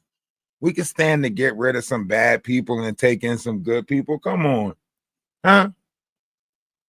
You got too many motherfucking bad guys on this planet. You know? Everybody want to be the Joker. Ain't nobody want to be Batman. Yeah, don't anybody don't want to be Bruce Wayne no more or nothing. We got Daredevils, Dark Knights, and other shit. We don't got no Batmans. You know what I'm saying? We don't got no Robins. Ain't nobody trying to Superman no shit out there and save the world. Like, we got all criminals. We need to figure out where and how we can trade off some of these criminals. One of these planets got to have some type of people that we can, you know what I'm saying? We can trade off some of these bad people. They can stand to see a whole new world. Shit. They already in prison. Why can't they do their prison time on fucking Starfleet 92 out in shit. We can let them go do their time on Venus. Open back up trade with Venus. Open back up trade with Mars. Some of these other star constellations. Beam them up. We you know what I'm saying? We can stand to lose out on a couple of bad guys. We open up the trade. Maybe we can get rid of some of these, cartels and shit, The motherfucker can go make meth for Martians and shit. You know what I'm saying? Or whatever the fuck they do. That's a whole nother adventure right there for them. They already think they seeing, spaceships and shit. Just go ahead, send them to another planet. That's what they gonna do anyway. That's what they telling them right now anyway. We got a way that you can do your time and you don't even know it'll be 12 seconds and it'll feel like 12 years. So they got to be sending people to another planet for that shit. I mean, ain't somebody trying to colonize Mars right now? Let's send a bunch of fucking Jaguar rights to Mars and shit and see what comes out of that. Can we? Can we put a bunch of them on like a shuttle and just send them somewhere? We can watch that shit from down here. You know what I mean? We can just keep track of that shit from down here, 24-hour show. See how motherfucking crazy, chaotic people be? Can we put a bunch of chaotic people on an island? What if we just did an island and we put like Donat, AT2, Armand Wiggins, Sherelle and Perry, Jaguar? You know what I'm saying? What if we just put all them on an island and shit? You know? And just remotely watch them from, we call that shit like Disaster Island or Devastation Island or fucking Controversial Seas. I don't know. We could do something. You know, there's no way they can just exploit other people. Let's just put their ass on an island. You know what I mean? And then we can just set up cameras and shit everywhere and just like watch them from in the States. You know what I mean? And every so often we change out, you know, the assholes. We don't let them off the island until they know how to be good. You know what I mean? Don't let them off the island until they know how to be good. Jaguar will stay there forever. She'll never change her bra. She will be the most rebellious one on the motherfucking island. She'll take that motherfucker as a accomplishment. She'd be on that motherfucker talking about something. I'm 192 days in. Ain't take this bra off yet. I refuse to let them win. Huh? Jaguar will never leave. She be the motherfucker she be like, you know how you got like the classrooms and shit like that? Like she be that motherfucker, like that old age bully on the island and shit that be telling everybody else she grandfathered in. She been there. I was here when this shit first started. Ain't nothing gonna stop me. Nothing gonna break me. Everybody else really trying to get fixed and go back and shit.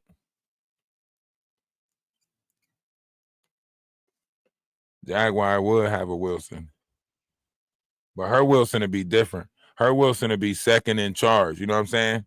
Like, because she'll be like, I can't trust nobody else. Everybody keep leaving. So it's just me and Wilson, my second. And she'll say that too. Like, that's my second. Who's your second? Don't you worry about it. You know what I'm saying? Second. You don't even know when second there and when second not there. You know what I'm saying? Second, go get me my butcher knife.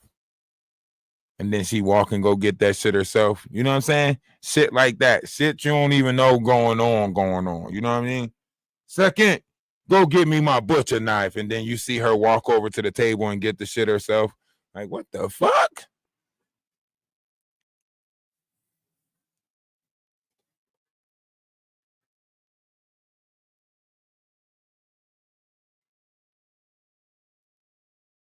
For real, man. They need their own island. They want to be a whole movie anyway. All of these people, they want to be a movie. They would love for somebody to do a whole fucking reality show around them. They would love that shit. You Jaguar, right? Wolf Kutcher, the Knot. They would love that shit. And it'd be easy to convince them. All the right person got to do is come along that already got the place and say, look, I want to put a reality show together around you. I want you, and you. And they going to bite. They going to go for that shit. And then next thing you know, you tell them like, it's like Room Raiders. Y'all remember when like Room Raiders was out and shit like that? And they'll just pop up, knock at your door and cover your eyes up and blindfold you and you end up somewhere. We can do them like that. Whereas like once they sign the contract, we'll just say like, you know, you don't know when this is going to start and you don't know when it's going to happen, but you'll know because, you know, we'll say onomatopoeia before we snatch you up or some shit like that. And then we'll just ring their motherfucking doorbells. onomatopoeia they ass, and then drop their ass on the motherfucking island. And then they don't know who else is there until they get to the island. That's the beauty of it. Like AT2 won't know the knots there until they're there. You know what I mean? Like Armand Wiggins won't know that they're like none of them know that the other ones is there until they on that motherfucking island, and then they just run into each other like, oh shit, you here too? Oh shit, you here? And then they run into, you know, Jaguar Wright somewhere along the journey. And we just watch the whole thing from like remote view and fucking hovercrafts and shit, or, you know, drones. You know, the whole world to tune in. You know, Kai Cenat and them right now probably listening to this, and they're going to steal the idea. They just going to put a different group of people on the island and shit.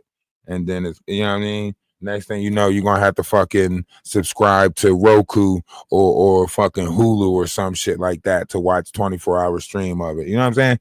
They going to do it. They going to get the right people in play. And then the next thing you know, that same idea, one of those higher ups that got the money already to do it is going to do it. They listening to motherfuckers like me right now with great minds. And then the next thing you know, Kai Cenat going to be like, oh yeah, you know, I'm starting, Drone City, where you get to view everything from drones, and the whole city is rigged, and you just get to watch everything. And I'm gonna pick the people that's in the city, and so on and so forth. And watch and see what I tell you. Next thing you know, because that's what people doing right now, whether y'all want to believe it or not. Our life has become Sims to the rich. The rich is watching our social media. The rich is watching us right now. They're seeing if they can put us in certain variations of trauma. They're seeing if they can fucking, you know, gaslight us to spazzing. They're doing this whole cyber thing. They're probably got trucks following you around and shit like that. The rich is fucking doing some real life, the Truman Show shit with a lot of us, and we don't know it's happening. That's why, you know what I'm saying, my mom told me, like, do everything like you doing it for TV. I never knew what that meant, but she was like, just whatever you do, just do like you doing it for TV. I get what she mean now. Like, always feel like somebody watching you. That way you get comfortable with it. You know what I mean? Like, when you get comfortable with it, then it don't matter. They don't bother you. You can almost wave at them. How you doing? You know where we going next. You know what I'm saying? Because you already tracking me. So, like, you don't give a fuck that they doing it. You know what I mean? Because they can't do nothing to you unless you give them the response that they need to do it. The world is one big stage. All you got to do is stay within control of yourself, and all types of doors is going to open up. But if you allow somebody else to get you off your pivot, off your bubble, then that's when you subject to their bullshit. See, I just don't subscribe. That's what I tell myself. I don't subscribe. I know the game. You know, that's why I just tell a lot of people, right game, wrong nigga. Hey, appreciate the cake. That's why I just tell a lot of people, you know, right game, wrong nigga. A lot of people play a lot of games, but hey, look, right game, wrong nigga. Because look, the reality of it is, man, all these people got some shit with them. All of them. I got some shit with me. I just choose to keep it to myself. And my mind is where I do all my clothesline. You know what I'm saying? And my mind is where I hang my clothes at. A lot of people like to put their dirty laundry out there in the streets.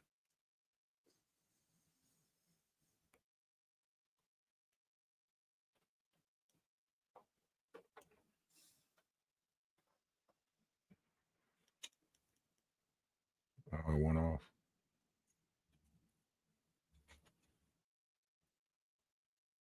Appreciate the gifts. Hey, y'all make sure y'all hit the like button. Hit the like button. See, and the drama getting worse in some cases.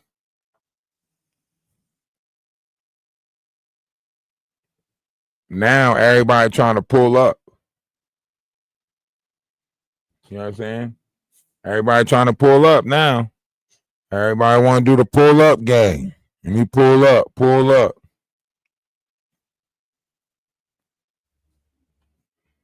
and it's all for the wrong shit, about the wrong shit, pride and ego. I want to ask y'all something. As Black people, you know, why did we pour into the fucked up people in our community? Y'all gave money to the addicts. Y'all and I don't even think y'all did it. I think this was like some orchestrated plan, like where they gave money to like the addicts. I'm looking at some of the social media content creators that they got out there right now on TikTok, and I'm just like, what the fuck? This is a fiend. Like, what the fuck? And they like, everybody's acting like they don't see who they promoted. And now that all the stuff is getting exposed, the comics and all these other people on TikTok, they getting exposed. Now they want to try to act like they didn't, support them. No, y'all supported them. Y'all thought that they was the kings and queens of our community. Y'all supported them. Y'all said that they were the gods and the goddesses. Y'all put them above everybody else. Y'all created groups around them, fashions around them, and now y'all think that they're the next wave of idols, the Jaguar rights, the fucking burn the world down type shit. That let me know that the world is more bent on chaos than it is correction, right? Most people are hell bent on chaos, and nobody's really trying to be of correction, right? So we're not really trying to fix it.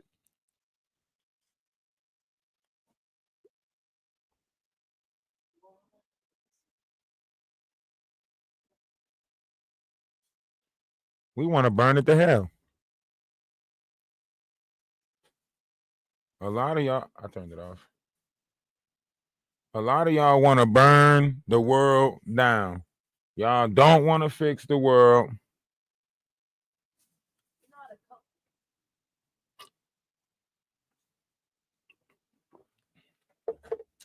Cut what? The watermelon? It's easy to cut it, right? I already cut half of it. All you gotta do is slice them down. Who's doing it? Nasir? Levi? Oh yeah, never mind.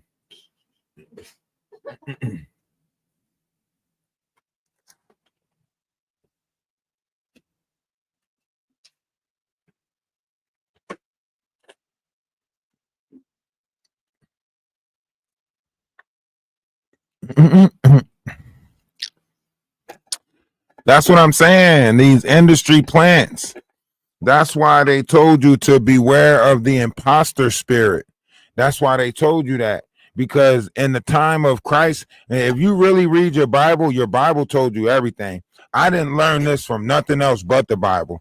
I learned what world it was going to be from reading the Bible. Christ said there will be one who comes after me, but he wasn't talking about, a person. He was talking about age, right? So in the time of Christ, which is Pisces, we were in the time of belief, which was Christ.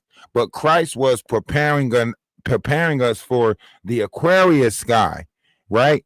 So he was telling us that in that time, this is what you're going to witness, right? He said that he was going to be able to feed a multitude, and he is. Through the technology that we have today and the knowledge that's being provided, he's able to feed a multitude with knowledge and wisdom through technology, right? If you look at today's age and compare it to the Bible, I bet you'll see all of the mysteries and wonders that they decided was miracles, right? Christ turned water into wine. At that time, nobody was making wine back then. They didn't have who made wine back then. So obviously, Christ made wine. He was a winemaker, right? So when they say, oh, he turned water into wine, that's what they was talking about, turning water into wine. What do you have to do when you make wine? Don't you got to step on some grapes and step on water? Oh, my goodness. He was walking on water. Wouldn't they say that?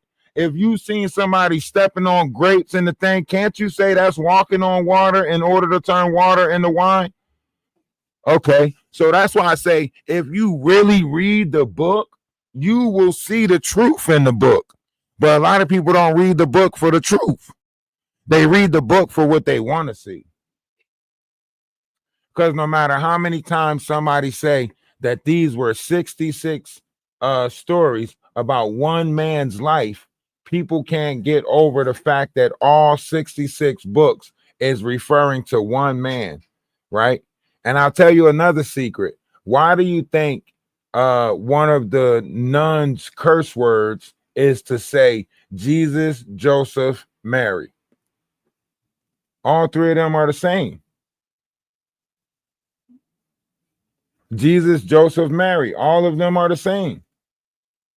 When they say, like, you know, what was the other one? The other one is a Benjamin one. They'll say, you know, Benjamin, what they say? It's another curse word that nuns use. When they say these things, it's because they know they know the real story. You know what I'm saying? They know that, you know, inside the body there is a Joseph. In this time that Christ was born, right, there was a Joseph energy in the vessel and a Mary energy in the vessel. Those was the two forms of energy that was inside the vessel of mankind, Joseph and Mary, right? That's why in the Preacher's Wife, the movie, that's why the boy said, I think I hear Joseph and Mary in the manger, because Joseph is the masculine side of the energy in the vessel, and Mary is the feminine side of the energy in the vessel, right? So during the time of procreation, when they're creating Christ, they're considered to be in the womb or in the manger, which is considered to be Bethlehem, house of bread. That's why this is considered to be your bread basket, or considered to be a bun in the oven. This is why Christ is considered to be the 13. And this is why a baker will give you a mystery 13 as a dozen, because Christ is that mystery 13 that put together the 12. That's why a baker give you a 13 as a baker's dozen, because only forged in the fire can you get the 13. You get what I'm saying? So only through going through that bun, that oven, that womb, can you get to this 13, right? Otherwise, you'll have a 12 as a dozen. But if you go through the fire, you have 13 as a dozen.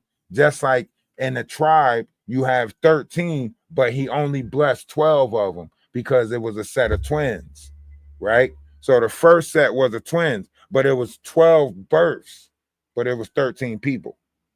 You get what I'm saying? So in the days of Egypt, it was the story of Atlantis, which told about Poseidon twin sons. Poseidon had 5 sets of twins, which this was the story of the 10 lunar cycles. This was when we went under a calendar of 10 months, because we were keeping track of 10 lunar cycles, right? So as the more lunar cycles came, the time also changed. So as the Mayans came into the picture, then also the timeline changed to a Mayans calendar, which is a calendar of 13. And now we're in that 13th cycle, but nobody knows what the path is to the future, because nobody knows that it started over. So now, instead of going from 1 to 13, now we're going from 13 back to 1. Does that make sense? So yeah. So like it's like a palindrome. Like, so we went in one direction and now we hit the reverse, and now we're about to go in that other direction. That's why they're telling you the waters has changed in the Southern Ocean. That's why they're telling you the 2 years ago they told you the Earth's core seems to be going in reverse. 2 years ago they told you that we lost a second on our clock. The other day they just told you that the July 9th will be the shortest day of the year. And in the next couple of months, we're going to experience a numerous of short days because time is speeding up. Do you get what I'm saying? So they're telling you without telling you that we not in the same world anymore. Do you get what I'm saying? So it's like they telling you like, yo, listen, we in a different world. Time has sped up. It don't exist, and we don't know where direction we going in. Right? Not even in the universe do they know what direction we going in because the vibrational frequency has changed. They can't even tell you what's going on with the Schumann resonator. The shit is spiking and showing colors that they can't even register. They ain't never seen that motherfucker hit rainbow colors on there. Hey, rainbow colors, what the fuck? Whole black spots in the Schumann resonator? What is that? That's like your heart skipping a beat. That's telling you something ain't right. The Schumann resonator is like listening to the heartbeat of the world. The animals in Yellowstone are leaving Yellowstones. Black bears that never left their area for 25 plus years are now leaving Yellowstone. They never left that area. You know, Yellowstone has one of the largest volcanoes. If that volcano is to activate, then literally one eruption from that volcano is going to cripple the United States. The animals are leaving Yellowstone. They never left Yellowstone. They not only leaving Yellowstone, they're leaving in packs. Packs. They never seen black bears migrate together. Black bears don't walk off together. No. That's like a bunch of Mexicans walking off the job together. What? Something ain't right. You know what I'm saying? What? I'm just saying, ICE has got to be there or something if you get them motherfuckers to cooperate like that. You know what I'm saying? Like, all the black bears in Yellowstone just was like, you know what? We moving. Never happened before. The mountain lions are leaving Yellowstone. Huh. That's biblical shit. Do you get what I'm saying? And 9 times out of 10, and you want to know what the fuck going on in the world, you pay attention to the animals. They already said 5 years ago that the animals was moving suspicious. They said they seen them in crop pattern going in circles, right? When you look that up, it says that animals only do that when their God is not there, when their God is dead. If you look up the God of the wild, you get Pan. Peter Pan. You know what I mean? So, huh? That's a real thing. What, Pan? Peter Pan is a portrayal of the God of the wild. That's why he has the lost boys. You get what I'm saying? That's why he sneaks into your house and he takes your youth. He don't want you when you get older and society has captivated you. He wants you when your mind is still moldable. I wouldn't know. I never. What, Peter Pan? Oh, well, Pan is the God of the wild. You say, where are they going? I don't know. They leaving Yellowstone. That's what they is doing. You feel me? Well, ain't nobody know where they going, but they getting the hell up out of Yellowstone, right? And that says a lot. If you got animals moving like that, getting up out of Yellowstone, that means they know something about to take place in Yellowstone. That's all I'm saying. Like, animals know when something is going on. It's like, a stampede is happening by the vibration of the ground. So they know when something's going on. And if they're migrating out of Yellowstone like that, then they know, like, you know what I mean? Time to get up out of here. Something ain't right. And 9 times out of 10, you want to know where it's safe at. You go where the animals going. You know what I'm saying? You go where the animals going to be at. They're going to show you where it's safe at. So if something do go down, look, you know what's going on. There's a spiritual war The crystals up under us is activated. The Lee lines is activated. The 144 is awakening. The solar flares is sending down photonic and loving energy, gamma energy, all types of stuff like that. So don't act like you don't feel the change in your DNA. Don't act like you don't know the polars that have shifted. If they telling you that the waters in the Southern Ocean has changed and it's going to change everything, then you best believe shit is about to be different. That's all I'm saying. You know what I'm saying? Let's unify while we can. You feel me? Let's unify while we can. I don't know. You know, in the world of like we've been analyzing animals for a long time.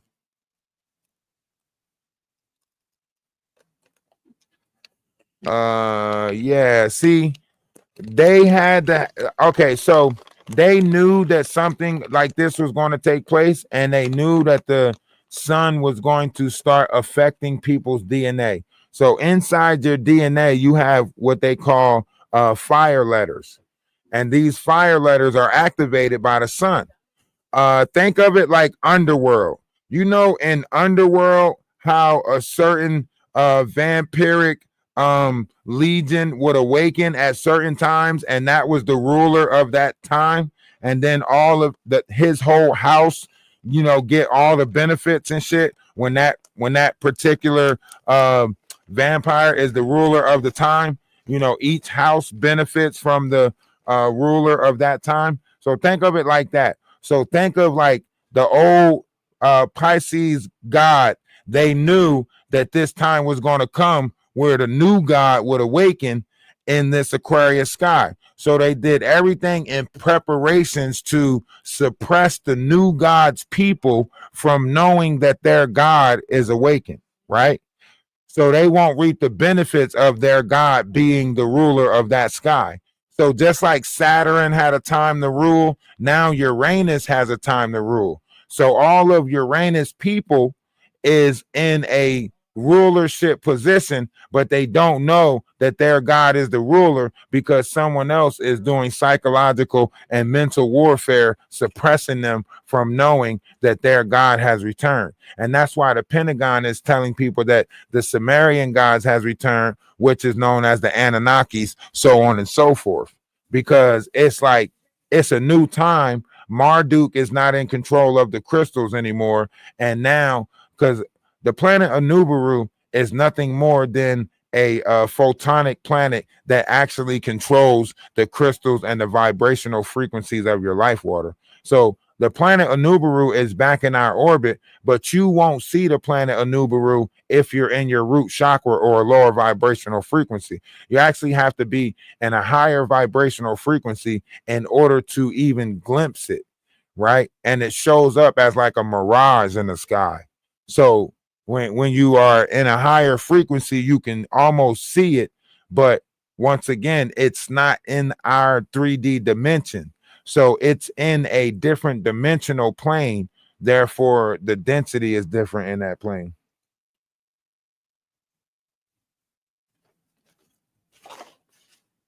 I don't know. Everything has base origins. Everything, when you go back to the Dogon tribe, when you go back to some of these tribes that tell you about the stars and us coming from the, certain stars, now you know why they had crop circles and stuff like that back in the day, because all of these crop circles was letting whatever deity that ruled certain continents down here, it was letting them know that this was their continent. That's when the war started down here. So we used to have different deities that was like ruling different continents, but they was in peace really. But when they started war down here over the pyramids and stuff that was on all the continents, when they started the wars down here in Sumeria or the Semitic wars, whatever you want to call it, right? That's when they decided, like, all right, we're just going to leave, because these wars had spilled out into the universe, or maybe the wars were already going on in the universe and it just trickled down here. in which case we wrote the story saying that there was a war over the vessels of man. But it really wasn't a war over the vessels of man. That war was already happening. But we as kids we're gonna blame it on ourselves all the time, right? If you see your parents fighting, what you gonna say? Are y'all fighting because of me? Right?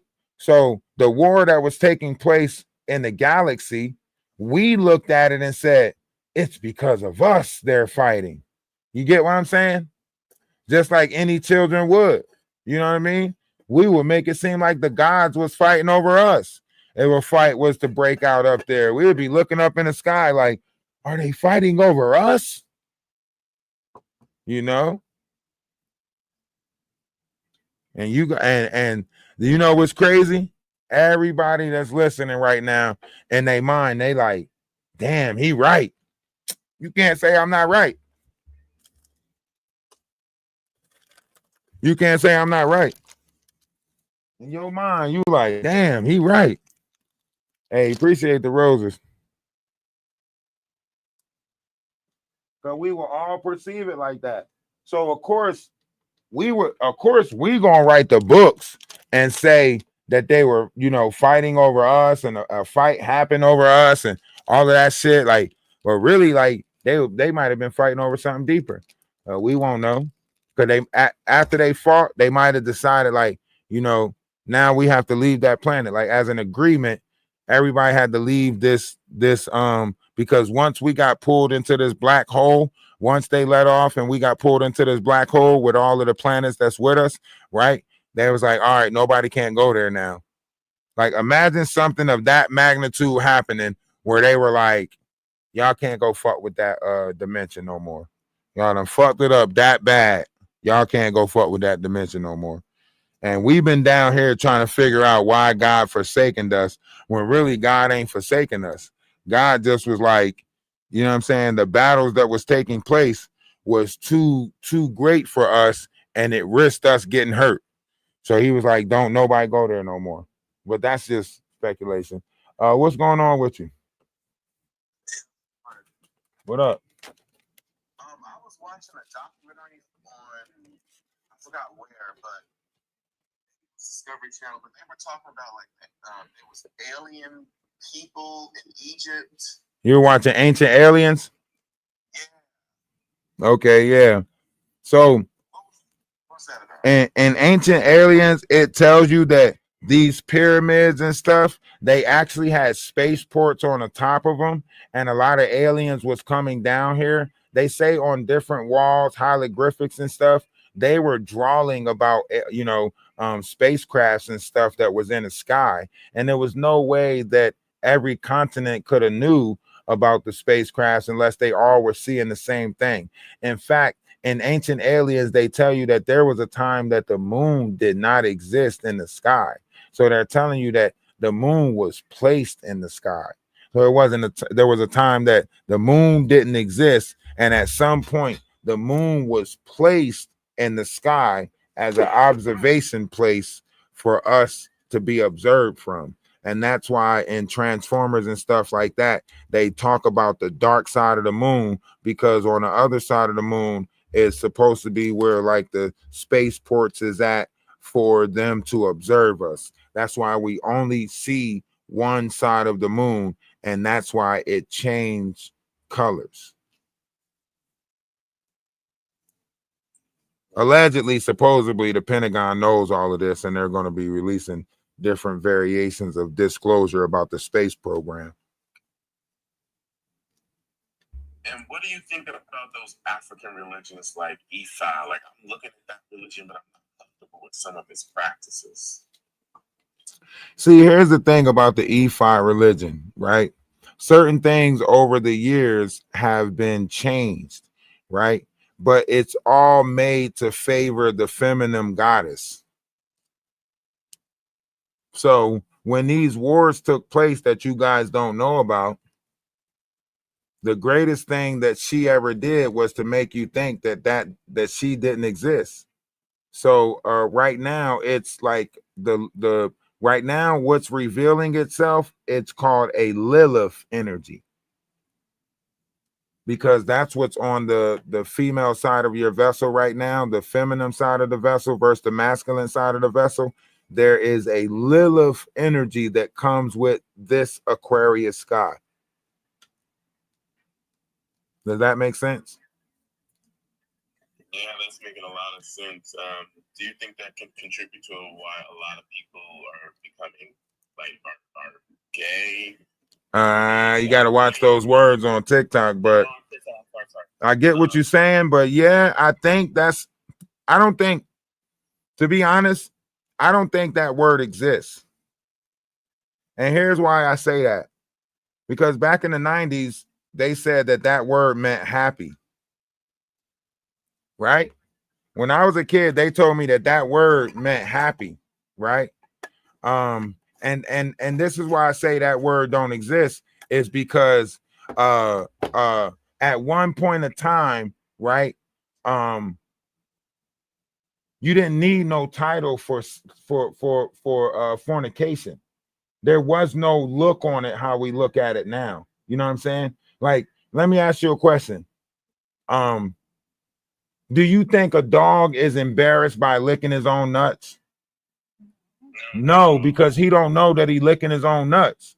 Only we know that dog is licking his own nuts because we put the title to it. That dog don't got no title to his genitals. You get what I'm saying? We put the titles there, which puts us in shame, guilt, and all of these other things that come with titles, right? But in the animal kingdom, they just doing what's to their nature, right? Now, they are without titles. Right? We're the ones that complicated this world. We're the ones that made this what it is, right? So when you put these titles on it, like the LGBTIQ, all of that stuff, is only to put people in shame. Really, this is why Christ took Mary Magdalene with him, and Mary Magdalene was a representation of his guilty pleasures. He still ascended to heaven with his guilty pleasures. You get what I'm saying? A lot of people take their guilty pleasures and they make it seem like they're in shame of it. So when they do have these actions towards whoever it is that they having actions towards, their mind, they got to go through a fight within their mind on whether it was right or wrong, because it's appeasing to society. This is why God said, when you aim to please man, your friends will be many. Because even in that mindset of me being someone who if I like the same sex, right? The fight of what the world view that as will contemplate in my mind heavily, where now what I think is something that's good to me is now bad, because I'm letting how society view it weigh on me. You know what I mean? Yeah. So now I can't soar or rise to a greater version of myself because I feel like I'm doing something that's wrong. But if you never look at that as being wrong, sky's the limit. You get what I'm saying? Yeah. So somebody else put it in our mind that these things is wrong. Somebody else created an idea of what's right and wrong. The universe didn't create that idea. God didn't create that idea, because think about it. God already knew what is, always was, and always will be. Hormonal energy. And it didn't matter what you did with that hormonal energy. Some people call it creative energy. Some people call it, you know what I mean? But no, someone created this shit down here. Somebody created an ideal guideline for us to go by. We didn't do that. I was at the spinning park. I was with the dolphins, and one of the trainers of the dolphins was telling me that the male dolphins actually are like really active, of like not only the female dolphins, but also the male dolphins. And I was just really like shocked by that. I was really shocked by that. Well, at a time, once upon a time, even in our creation, we knew the power of the seed. And if you was to strengthen that seed through the sun, you can almost procreate with anything. So because man was doing all types of abominable things with the secret of the seed, they took away the secret of the seed. And that secret has been lost forever because man wasn't doing right by it. You get what I'm saying? Right. So they took away the secret. And that's why For to the letting me join. I just came in on the end of what y'all was saying about this young lady having masculine and feminine energy, and you guys started talking about the LGBTQ, right? I, this is my perspective and my point of view. I think that, like he said, the energy of just being aroused, I say, it's in all of us. But, and they say when you say but, you fuck up a sentence. Excuse my French. But if the Creator intended for you and I to be able to be compatible with the same sex, we should be able to reproduce with the same sex. And that's not accurate. We can't do that. So I disagree with that strongly, that's something that the Creator intended for us to do. okay, You know now, what you're saying is two different things, right? We're talking about fornication and you're talking about procreation, right?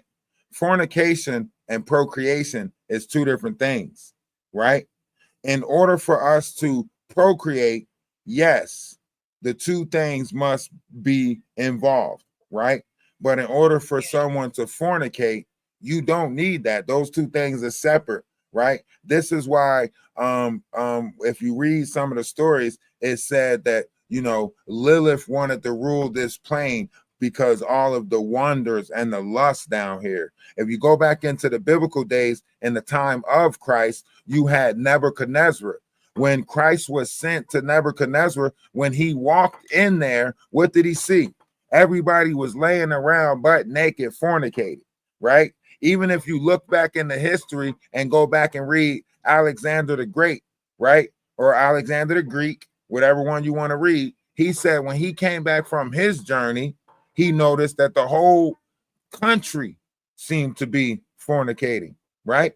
And you go back into the biblical days, it tells you that there was Sodom and Gomorrah. Sodom and Gomorrah was so bad that when the lords came there, they seen the lords come to Lot's house and they knocked on Lot's door and said, yo, let them out. We trying to fornicate with them. Lot said, hold up. Before I let you fornicate with them, I'll give you my daughters, right?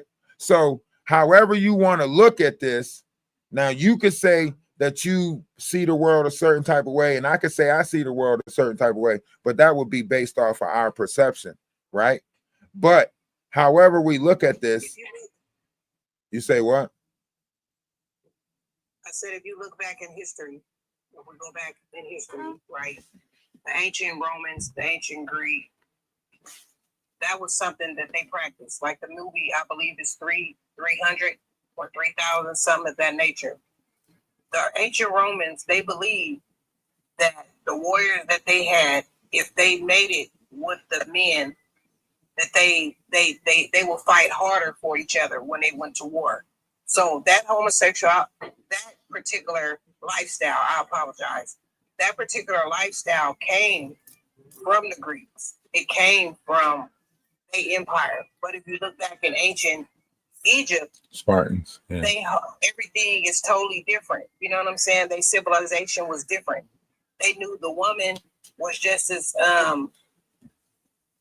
important as the man. You know what I'm saying? But over in ancient Rome, they had something that they called the alpha male, and the younger male was the beta male, right? And they called themselves more so like mentors, but it was in they culture and they practice to sleep with younger men, you know. So and Hollywood, they're not doing that right now.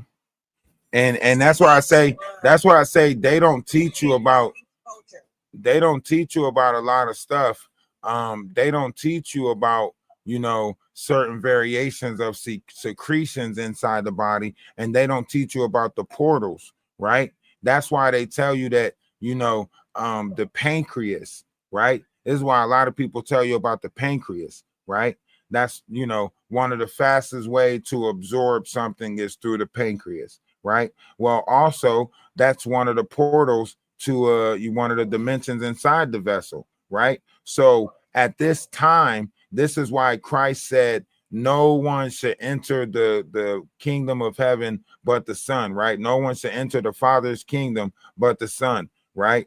So this is literally at a time where that type of stuff was going on. And it was and this is why I say the Bible is so much more deeper than what we want to believe it to be. And that's why I say the Bible was written about today's time. So what was going on? What was going on? You say what?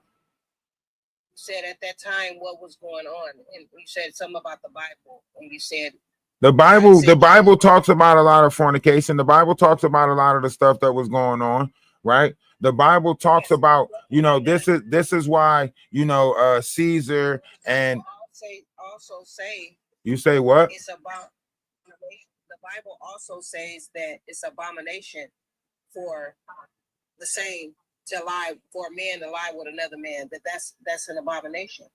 I know what's in the Bible. Hold on. Stop. Because somehow, some way, you're getting this conversation misconstrued, right? So you're trying to make this conversation seem like somebody's, you know, for this type of lifestyle and you're against this type of lifestyle. So you feel like you got to come up and speak against. Hold on, stop. Let me finish. So you feel like you need to come up and speak against somebody's lifestyle, right? But according to the biblical text, hold on, let me finish. Stop cutting me off. Let me finish my sentence. You feel like you need to come up and speak against somebody's lifestyle, right? And here's why, and this is why the Bible said, let thee without sin cast the first stone, right? And it also said, you know, honor thy neighbor, how thy honor thyself, right? Your neighbor is not a building. Your neighbor is someone else's vessel, right? I respect that people do with their vessel what they want to do with their vessel. I'm going to honor my temple according to how I think my temple should be honored, right? But I'm not going to fault nobody else for how they honor their temple, right? So when you go out and you speak against how somebody else or how somebody else way of living is, right? You do a dishonor to yourself. But I'm not speaking against nobody. You were going off of history. You started quoting history. You started going back. So I basically commented on that. I'm never here to. No, I said that the Bible was more so talking about today's time more than it was talking about the history of previous times. That's what I stated. Yeah, but I never came on here to shun nobody's lifestyle and the things that they choose to do. I did point out a substantiated fact that cannot be reversed. All right, so look at what you said, right? It's not my law. It's universal law. All right, so look, I'm gonna tell you the hypocrisy and what you're saying, right? One person can't say, "Oh, I didn't mean I wasn't coming up here to tear down nobody else's way of living," but then you subconsciously said things that tears down somebody else's way of living. Tell me that. What did I say subconsciously? Though? You literally hold on. Look, you literally said that a man can't you literally said a man can't lay with a woman like he laid with a man, right? Or you can't do. I said the Bible. When you quoted the Bible, sir, please don't add to or nor take from my words. I know this is your live, and I would never come on here and disrespect you. I've been on your live before. All right, watch this. I'm gonna let you figure this one out on your own right quick, because now you playing in my face. So I'm gonna let you figure it out on your own. Go ahead, say what you're gonna say about Say what you're gonna say about the LGBTIQ community. Go ahead. Finish saying what you're gonna say about the LGBTIQ. I'm not talking about them. If anybody in the chat or anybody in this live, please don't take what I'm saying in a negative light. I'm just pointing out a universal law. This is something that, like, it's my opinion, but I joined your live. I was on your live the other morning, and you were talking about universal laws, and one of them is gender, right? Gender is something that we can't get past. That in the masculine and the feminine energy is for a reason. It's a reason. This is not me telling them, oh, you're doing wrong because. No, you're now what you're doing is gaslighting me because you're misrepresenting the universal law. When you go look up the universal law of gender, the 12th law, all it states is that gender is something that exists in everyone. That means a masculine and a feminine energy exists. Hold on, stop. What you're doing is you're trying to use the gender reversal scheme, right? Which is trying to use the fact that it's a man and a woman in this world. Every man and every woman has a feminine side and a masculine side inside their vessel.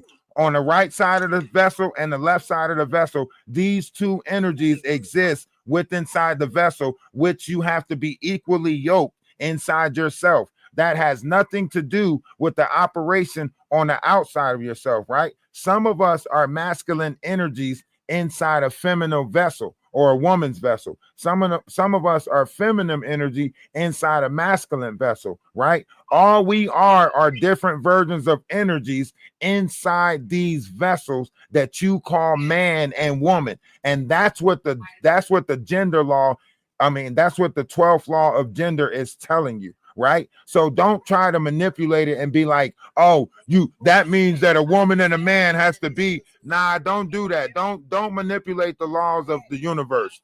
Don't try to manipulate the laws of the universe to fit. Listen, just say what it is that you're going to say about the LGBTQ. Don't try to use the universal laws to try to fit. So say what you're going to say. So say what you're going to say without trying to manipulate the universal laws. Because I'm not going to let you manipulate the universal laws. So please just say what it is that you're going to say. Okay, just say what you're going to say. I'm not about to let you I'm not going to let you manipulate the universal law. So just say what you're going to say. Exactly what you said, that it's the masculine and the feminine energy. No, you didn't. You was trying to manipulate it. You was trying to manipulate it to fit the concept of fornication and procreation. Okay, go ahead, Beverly. Go ahead, Beverly, because I'm not going to go back and forth with you. That's why you don't want to continue your phrase. What about those people who were born with both sex of both organs? That's called a hermaphrodite. Let me break that down. That's exactly hermaphrodite. The name came from Hermaphrodites, Aphrodite, one of the Greek gods. That's where the hermaphrodite name came from. See, that's how I know. After one of the Greek gods. That's how I know you be. That's how I know you be listening. Hold on. Stop. I can't let you falsify that either, right? No, because you're telling him something, right? Hermaphrodite comes from Hermes and Aphrodite, right? It is the union inside the vessel with Hermes or as the masculine energy and Aphrodite as the feminine energy, because this was the time of. Can I answer the question, sir? Yes, you may. Go ahead. He asked me a question. Thank you so much. Okay, now as far as this lady is cat YouTube. Listen, watch. At the beginning of a child's birth, the parents is able to, remove whatever energy within that body. Watch how she lying. A dominant than the other. That's where they begin to choose what this person is going to be, male or female. So sometimes they may come in the world with both parts but they may still have a womb with a uterus. You know what I'm saying? They may still have that, but that's something. I'm not a doctor. I don't know, but as far as from what my research and what I've seen on different, I used to always watch Discovery Channel and different things of that nature pertaining to this subject about the unisex. But 9 times out of 10, even though they be born like that, one gene takes over the other. You know what I'm saying? They may have both parts, but they may have more masculine characteristics. They may release more testosterone than estrogen. You know what I'm saying? So either way it goes, when they born with that, one part of that the energy that we house, the masculine or the feminine energy, one will still dominate the other, to where that's how they end up picking and choosing what they're gonna put down for the birth or whatever the case may be. But I also, on the flip side of that, even though they put this down on the birth certificate or whatever, I done seen people be labeled as a boy and then grow up and always feel that they was a girl, you know? So I really can't put my finger on it. Like I said, I'm not here to discredit what y'all saying or to put nobody down. But like I said before, it is still universal law. As far as gender, the masculine and the feminine energy is here for a reason, for balance. That's where you find your balance in life. It's in all of us, but we still know what the Creator intended to do. Of course, some of us is born mutated. That's what you consider a mutation.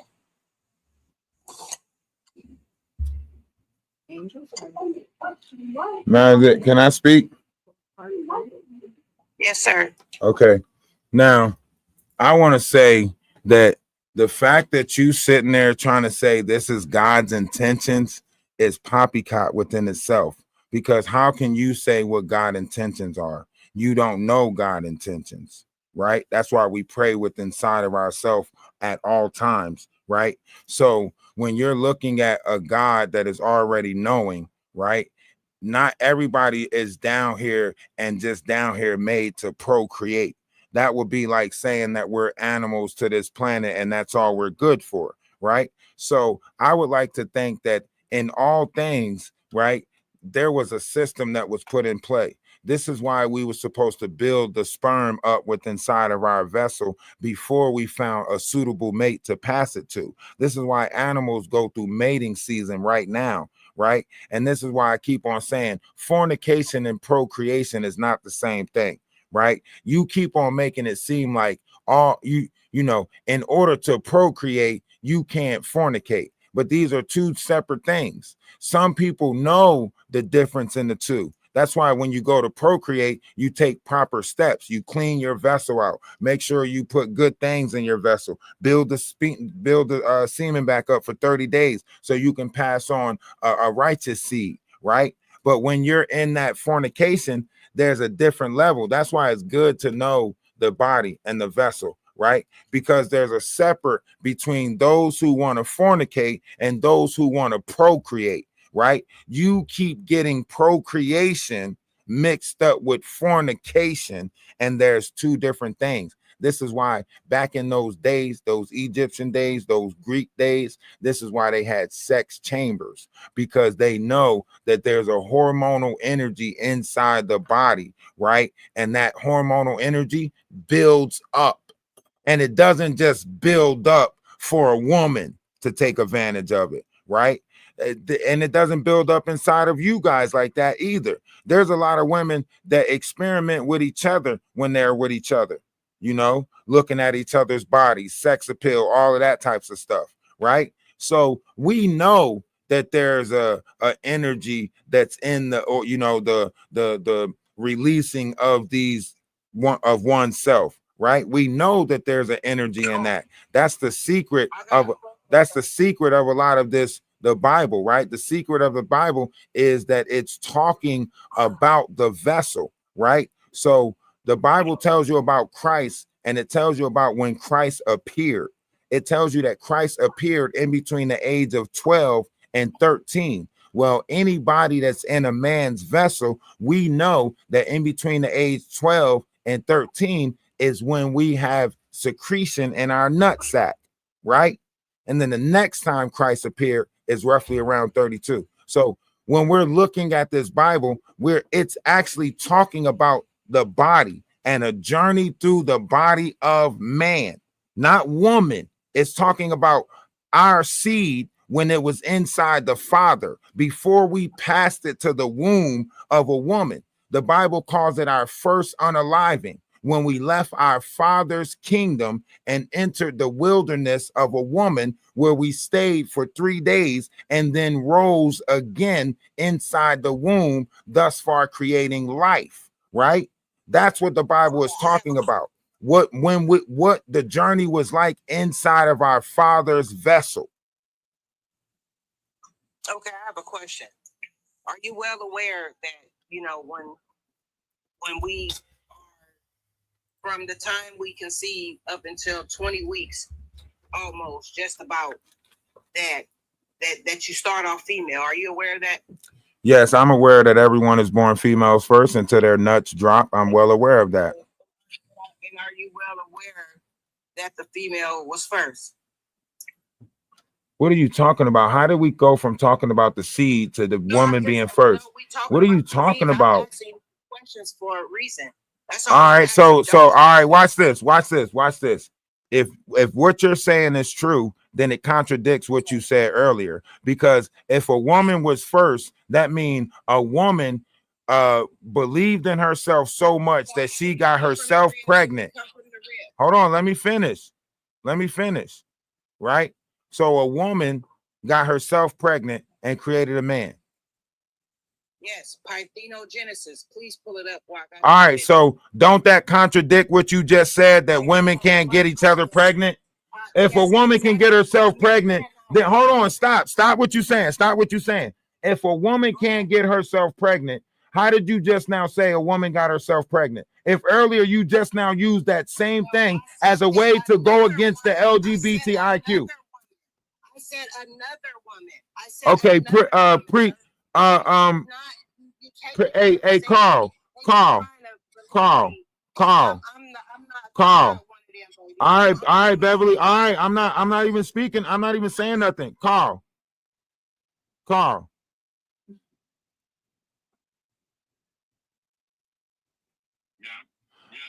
What did she? Didn't she use that to?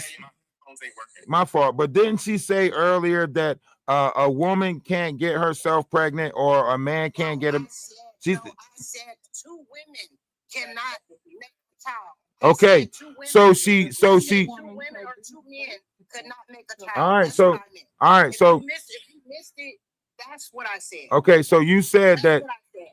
So I'm gonna say that look how until I she take keep. my last breath, sir. Oh my goodness. That's never gonna take place. Look how she 2 keeps women on. cannot make a baby. 2 men cannot make a baby. I don't care how y'all try to look at it and make it like, oh, this. All right, so if it wasn't.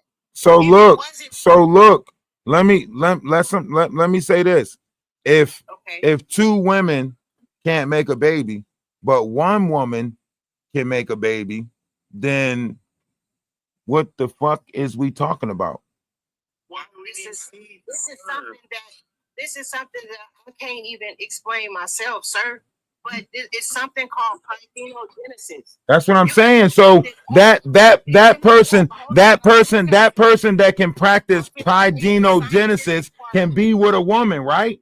That person that's practicing that person that's practicing parthenogenesis, right? If I can get myself pregnant, right? Let me finish talking, Beverly. You not listen. Let me finish talking. Stop cutting me off. Stop cutting into when I'm talking, right? Because I'm not cutting into when you talking, right? And you're doing it intentionally to try to tamper with feelings and emotions. All right. So let me finish saying what I'm saying, right? So you can say whatever you want to say after I get done saying what I'm saying, right? If I'm a woman, right, and I can get myself pregnant, right, then I can be with another woman and still bring life into this world, right? So don't that go against what she's saying about saying that it takes two, a man and a woman, to procreate? If I'm the one that got photogenesis or whatever the fuck she just said, that mean I could be. She's contradicting herself. Thank you. And it's gaslighting to try to make it seem like you're not contradicting yourself when you are. This is something I can't make up though, bro. Man, listen, I'm not trying to tell you to make nothing up. I ain't trying to tell you to make nothing up. I'm trying to tell you to be real with yourself. Be real with yourself. Nah, be real with yourself. That's all. Something when you don't even understand yourself, what you're saying. You just said, I don't understand it myself. Right. You're trying to give us understanding and say you don't understand at the same time. Protogenesis. I'm gonna say this. All you gotta do is just do your own research. And I'm telling you, this is facts. Now, even though years ago, this is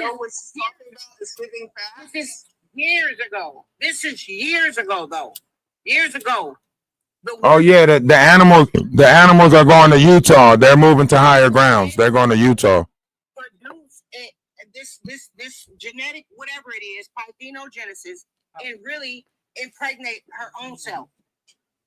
And I don't know if it was something that needed to be done as far as intercourse with her, but she was able to get impregnated by herself. Well, according to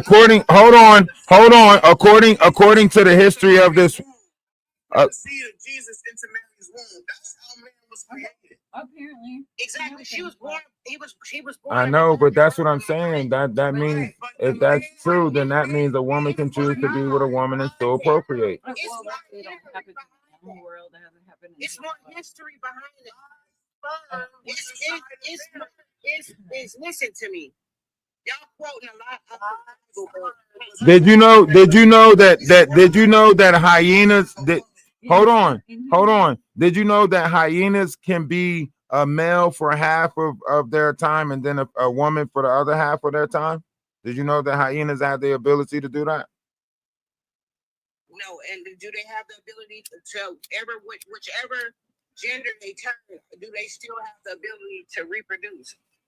In humans, absolutely. Parthenogenesis can occur spontaneously, but it usually leads to the formation of tumors like ovarian teratomas. Right, but listen, and I also want to say this. At this time, like, can you imagine a time of hermaphrodites, getting themselves pregnant? I don't think you can imagine a time like that, right? So I don't think we actually want to go back to a time, like, in your mind, you don't really want to go back to the time of dirt and dung when people actually. I'm not trying to change the hands of time, but what I will say, we have evolved, and at the end of the day, I'm just waiting to see what life is gonna be in the next 20 years. I'll say in the next 20 years, I really want to see what life is gonna be like, because if everybody decides that they, is in this mode to do what they want to do, and this is the lifestyle they choose to live,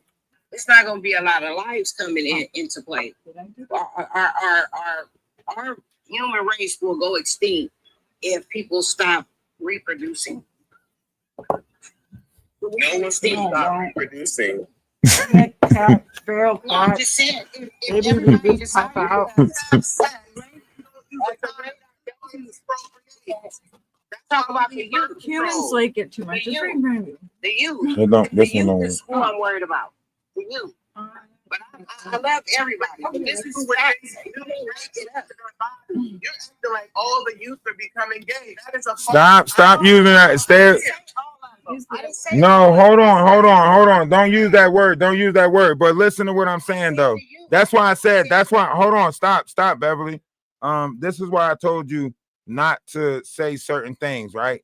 Because you are making attacks, right? But you're trying to do them in a way where it's like you're just saying this, right? Like, oh yeah, if everybody just keeps on. Hold on, stop. Let me talk. Because what you keep. I'm not on here bullying. Once again, I'm not about to keep on fighting you. I'm not going to keep on going over with you for my space. All right. I am the host. I respectfully let you make a lot of attacks at a community that I deal with people in that community. You get what I'm saying? I'm a heterosexual man, right? But I don't have a problem with the LGBTIQA community. You get what I'm saying? I don't have a problem with their preference or who it is that they're messing with, right? And I let you come up on my page and say a lot of fucking shit, right? So stop cutting me off, right? Stop trying to keep on cutting me off, butting in, thinking that women was first. Women was first. You keep on doing this whole, you allowed to do this subtle, disrespectful shit, but I got to keep on respecting you, right? I let you say a lot of fuck shit that was inaccurate, and I still let you say it, right? So with all respect, be quiet, all right? Now, for the people that is of that community, this woman nor ne'er other woman on this planet can tell you what God's intentions are for you, right? Despite whatever idea that she was raised in, that is her and how she feels, right? God did not say any of the things that she is saying. Her God said that. And everybody can have a different God down here. So before you allow her to disrupt your life water, be at peace with yourself. Know that the things that you are doing cannot be judged by mankind, for the universe inside of you have already accepted you for you. So be prosperous, right? And that's what I want to say. And that's why I keep on saying, I don't do that shit. You sit up here and you say all these words that's attacking a certain fucking community, and then you make it seem like I didn't say it, God said it. No, get the fuck out of here. You said it. Okay, I'm leaving now. I did apologize in your comments to you and your followers. I know it's a sensitive topic to some, and I truly apologize. But I didn't mean to put no words in God's mouth, because I feel like we all God in our own way. We're able to make our choices. Yeah, but you can't say something like that towards the whole community and then tell them that they God. That's not making us. That's not fixing no bridges. That's not fixing nothing when you say some shit like that about them and then expecting them. I don't know. I just don't know how y'all approach is, man. I don't know how y'all approach is. That we can't argue about. Gender is something. You right. You're right. And but that's why I say, like, I've been trying to stop you from making certain statements, and you keep on saying, no, stop, let me say it, let me say it, let me say it. And how many times did I cut her off? How many times did I cut her off to get her to not say the shit that she was going to say? I'm telling her that you about to affect a lot of people. They already fighting shit with inside themselves, whether they doing the right or wrong thing. And then you going to say some shit that's going to make that fight even harder inside of them. And you know, and you know what I'm saying? That's why I kept cutting her off. Like, hold on, before you say, and she's like, no, let me say what I'm going to say. What the fuck? No, you're right. You didn't say it like that. You didn't say it like that. I always mess up. When I'm mocking something, listen, you know damn well in the black community, when we mocking somebody, we going to give you a fucked up, distorted ass voice, okay? If I'm mocking you, I'm going to give you the messed up. I'm going to give you the cartoon messed up, you know what I'm saying, mockery. You know, my apologies, but that's just how I mock people. Once again, I respect your platform. I respect that you are for the people. You shared some things. The last live I was on with you, how you have different artists that you you putting out there, and they don't even want to be seen. They just want their voices to be heard. And I respect that, man. I don't want nobody to take me as a disrespectful lady. I'm about to be 48 years old. No, I'm not saying you disrespectful. You're nowhere near disrespectful. As far as that LGBTQ community, one of my daughters, she's all in there. I love her dearly. To the top of her head, to the sole of her feet, that's my child. Ma'am, you can't say that. You can't say that. You can't say that. That's the same thing when white people say, you know what I'm saying, they can't be racist because their niece is black. Like, you can't say that. You can't use you. Hold on. Stop. Before you go any further and say anything else, You cannot use somebody in that community as a way to say that you're okay with that community. You can't. Okay, all right, never mind. Fuck it. You don't want to listen to reason. Fuck it. Keep on. Stay in your way. Stay. Keep on operating how you operate. What you're doing is everything that I say, you discredited. I'm not discrediting. I'm telling you the proper way to deal. I'm telling you the proper way to deal with our man. All right, listen, man. Fuck what you talking about. You're not about to make me feel guilty for trying to help you understand the whole fucking community. You got me fucked up. You're not about to make me feel guilty to trying to help you understand the whole community. Get the fuck out of here. You're not about to make me feel guilty. You the one that lacked the understanding for that community. I'm giving you the understanding so you can better operate with that community, and you sitting there closing off the fucking understanding because you want to be stubborn and stuck in your ways and still make it seem like I'm attacking you. Listen, I know for a fact that makes them feel a certain type of way because you're using your niece, right? Mm-hmm. That's her story to tell, not yours. You can't go around and get credit for her being in that community, right? But you're going around attacking that community and then saying you're okay with that community after you make that shit make sense. Well, and that must be where she's struggling internally, is that she doesn't believe in it, but then she has a person in her life that then she have a person that she loves that do it. So if you're trying to understand that community, then you should take certain things out of your vocabulary in order to, you should take certain things out of you in order to accept that community. How you still got these things inside of you that's not accepting of that community and then say you accept that community? No, you don't, because you wouldn't have came on here with that conversation talking about some, the Bible say that you can't lay with a man how you should lay with a woman. What? How the fuck you saying that, but then saying that you accept that community? Those two things don't go together. Come on, man. Don't play in my face. It's okay, but just don't play in my face. It's okay that you got your preference or your idea on the world, but just don't play in my face. You know what I mean?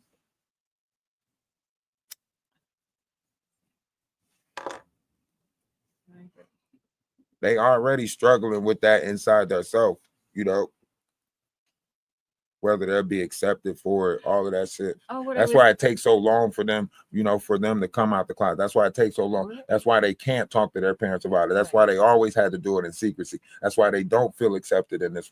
You know what I mean? Mm-hmm. That's why they operate the way they operate. It's because people fake and make it seem like, oh, I accept you, da, da, da, da. But then they always taking those shots, those jabs, trying to create those conversations where they make them feel bad about it, or put them in shame, or put them in guilt, or put them in some fucked up ass struggle within themselves. And then they try to say, well, I'm not saying it. I'm just, no, you did just say it. You did just use your tongue to say that. You did just say that out your mouth.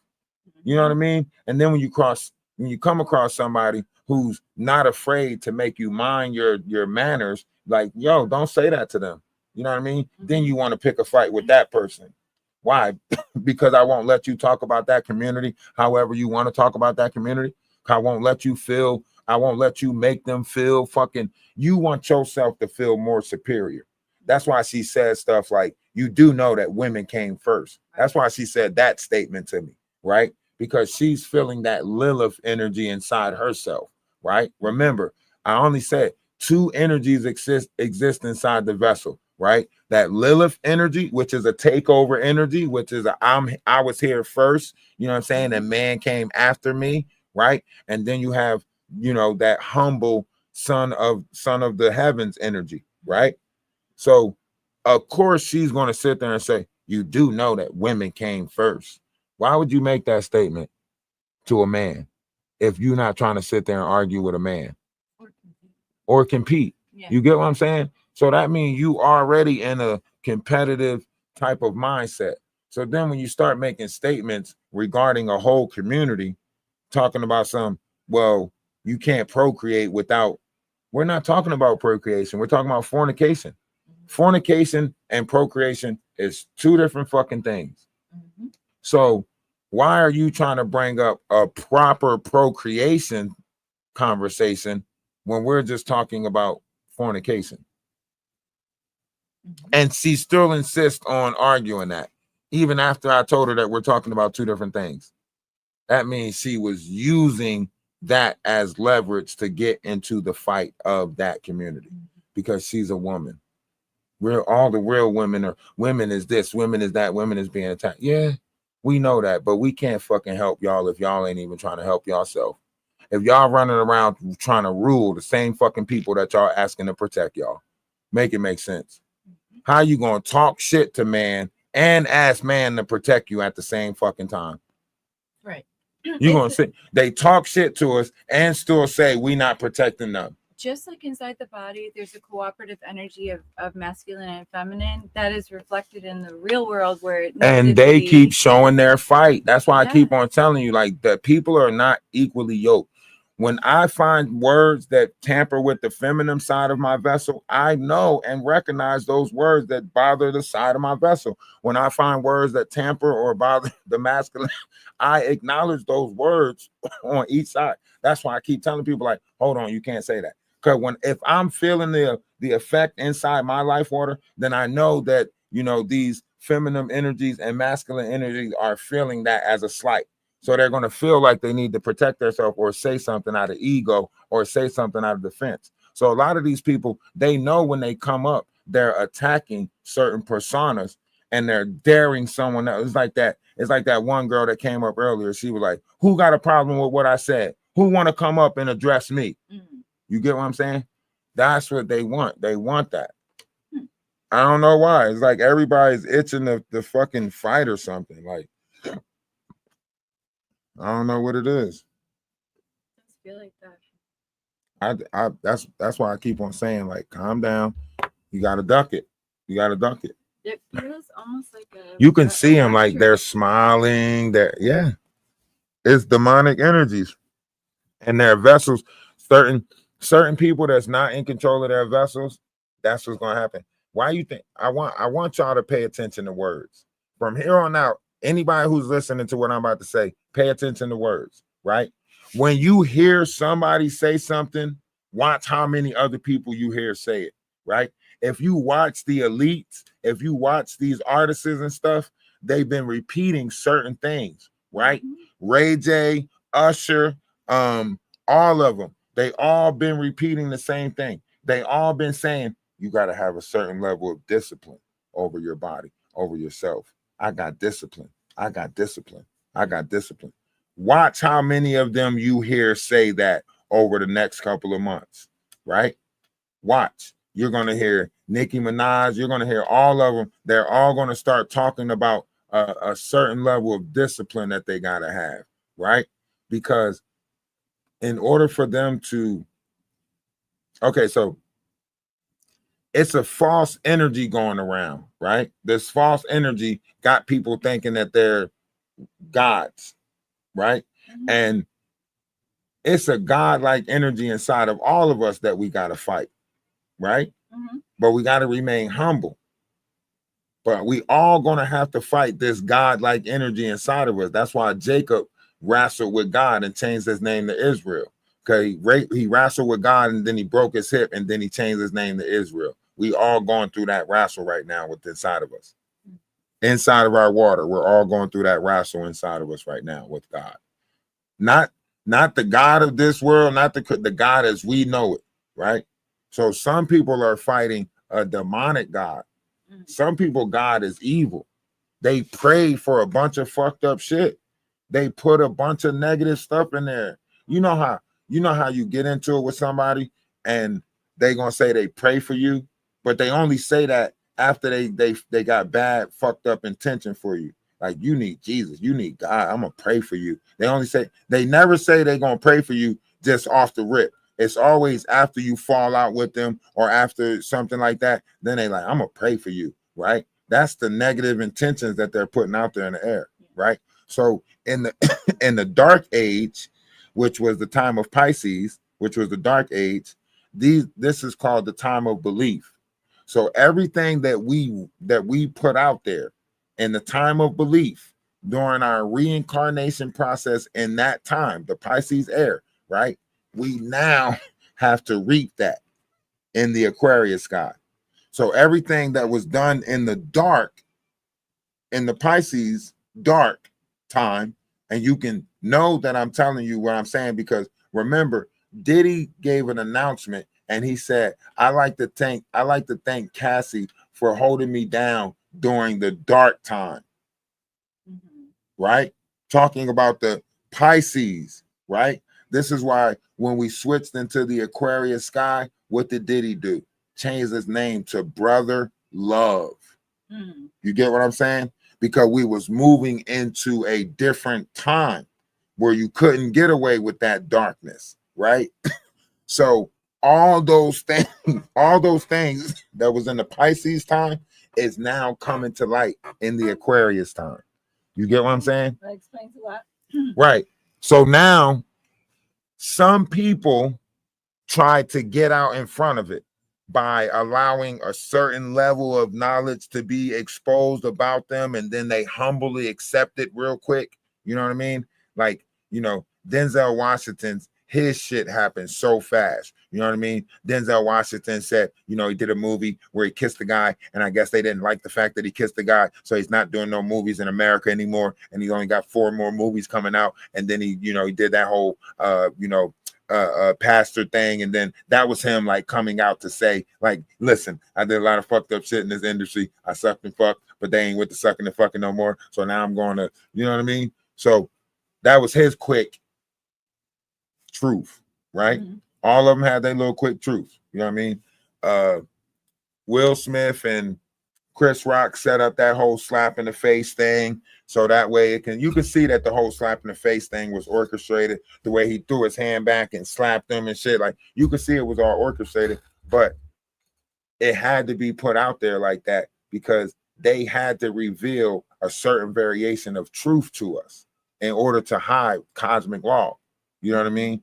Otherwise, the fallout would have been just like Diddy. See, Diddy is still staying in his pride and ego and not being humble. That's why 50 Cent said, bro, all you had to do was humble yourself and just fucking, you know what I mean? Right. And you could have kept on moving forward, right? But you didn't. So when you have too much pride or ego in the Aquarius sky, it's going to crash every time. You're watching that right now. You're watching different egos crash. You're watching different people with too much pride crash. You're watching that. You know what I mean? Right now, in all variations of things, you're watching it. From the political standpoint, all the way down to the YouTubers and TikTokers. You know what I mean? So all of them are operating on pride and ego, right? Now, this is a false operation. And the reason why it's a false operation is because it leads to destruction. Here's why it leads to destruction. Because there's what we call sleeper vessels down here. Sleeper vessels are autistic kids that they have programmed in the mind. And when they hear a certain level of words, it triggers something in them. Hence the Affinis, right? She's programmed to do that. Her dad is Nation of Islam. Nation of Islam trained their kids from the youth to use weapons. I mean, how to take somebody out with a pencil, what points to hit, how to make sure somebody bleed out, what markers to hit, what arteries to go for, so that on. Explains why she said, "I don't want to hurt anybody again."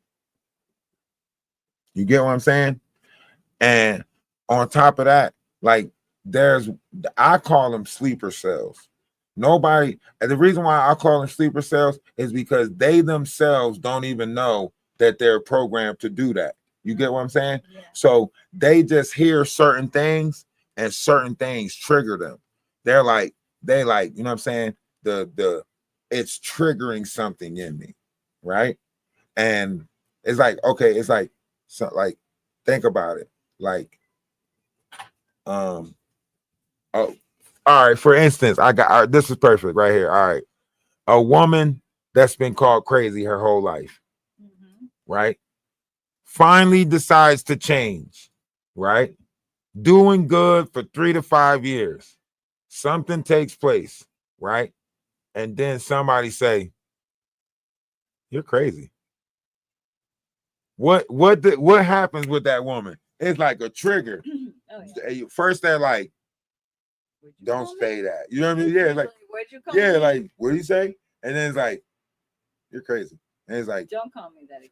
exactly, right? Right. And then you get the warning. And then after the warning, what you did was you let that person know that you're triggered by that word. Right. So surely when that person wants to piss you off, they're going to say it again, right? Right. And because you gave them the warning already, now you're not only just insulting my intelligence, but now you just triggered me. Do you get what I'm saying? Purposely. Now, imagine that on a greater scale, like MK Ultra. You don't think there's a lot of people walking around in the environment that's not mentally there, that literally is? That's why I said you just got to do what you can to avoid these crash outs. You know what I'm saying? The knot, that's a crash out. Maggie, that's a crash out. Jaguar, that's a crash out. They're hell bent on chaos and time is ticking, right? So that means they're past their prime of what they think their timeline is for greatness, right? You know what I mean?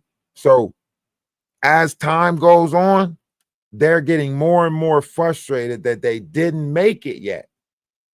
They're going to crash out. You know what I mean? Ray J, that's a crash out. Ray J is going to crash out. You know what I mean? This world has automatic crash outs, and you can't do nothing about their crash out. All you can do is avoid them. That's why I say, like, that's why I told people from the beginning, like, I know you're gonna be what you're gonna be.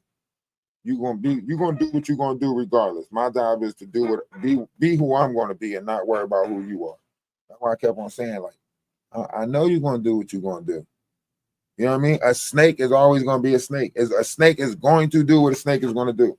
A scorpion is going to do what a scorpion is gonna do, regardless. So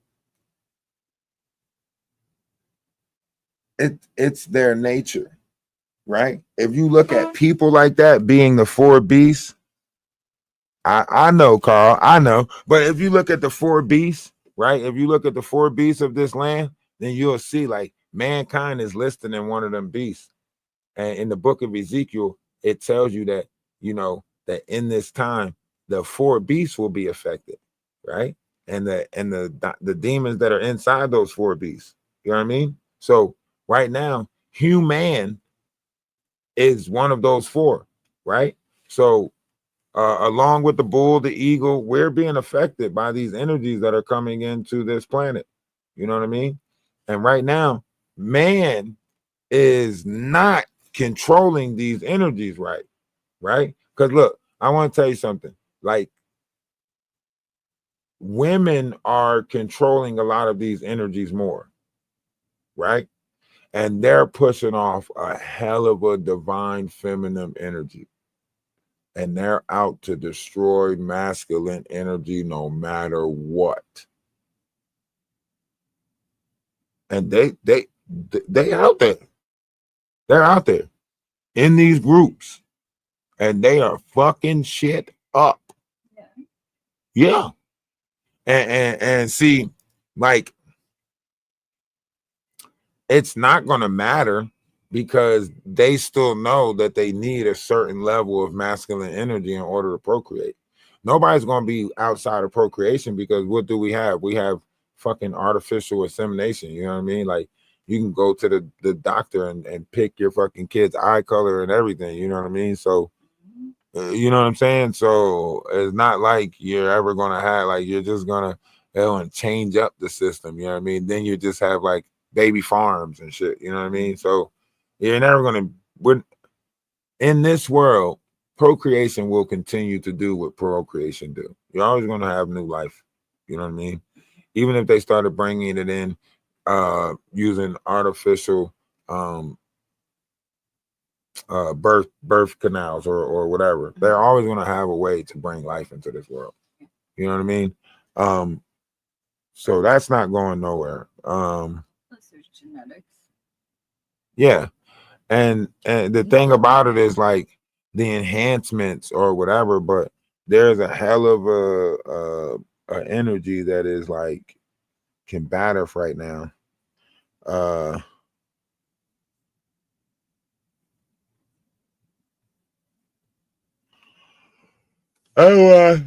That's why I just duck it. You see, every time I go live on TikTok, you see how many people keep coming in, like attacking. Like that one lady, she was up there for a minute just chilling in the box, and then she started throwing out them little subtles, like you little 60 and da da da da. And who's gonna listen to you, sir?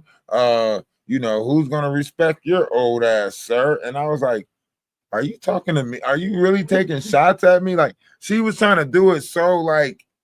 And I'm like, I'm literally like, I think she's really like trying to take shots at me and shit. Like I'm trying to ignore it, but at the same time I'm listening. And then it just got worse and worse until she had to like actually reveal, like, yeah, I'm talking to you. And then I was like, yo, what did I do to you? Like your fight's not with me. Like what the but that's like on top of the generational stuff, on top of the gap that's between, like, it's just crazy in this world. Look, love is love. Namaste. I say salutation, salam. We do greater in the morning. Hey, YouTube, listen.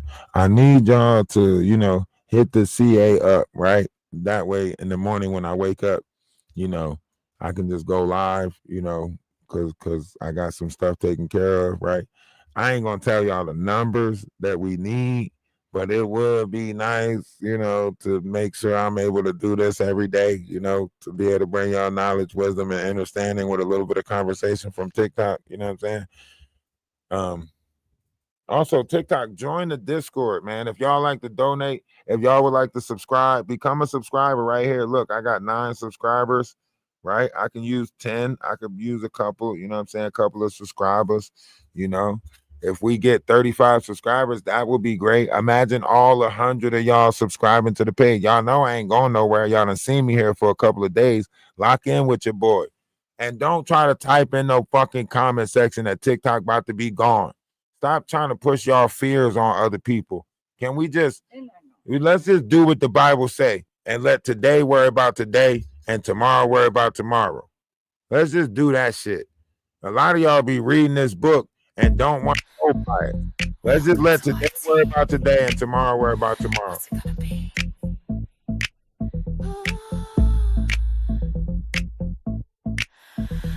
I'm thinking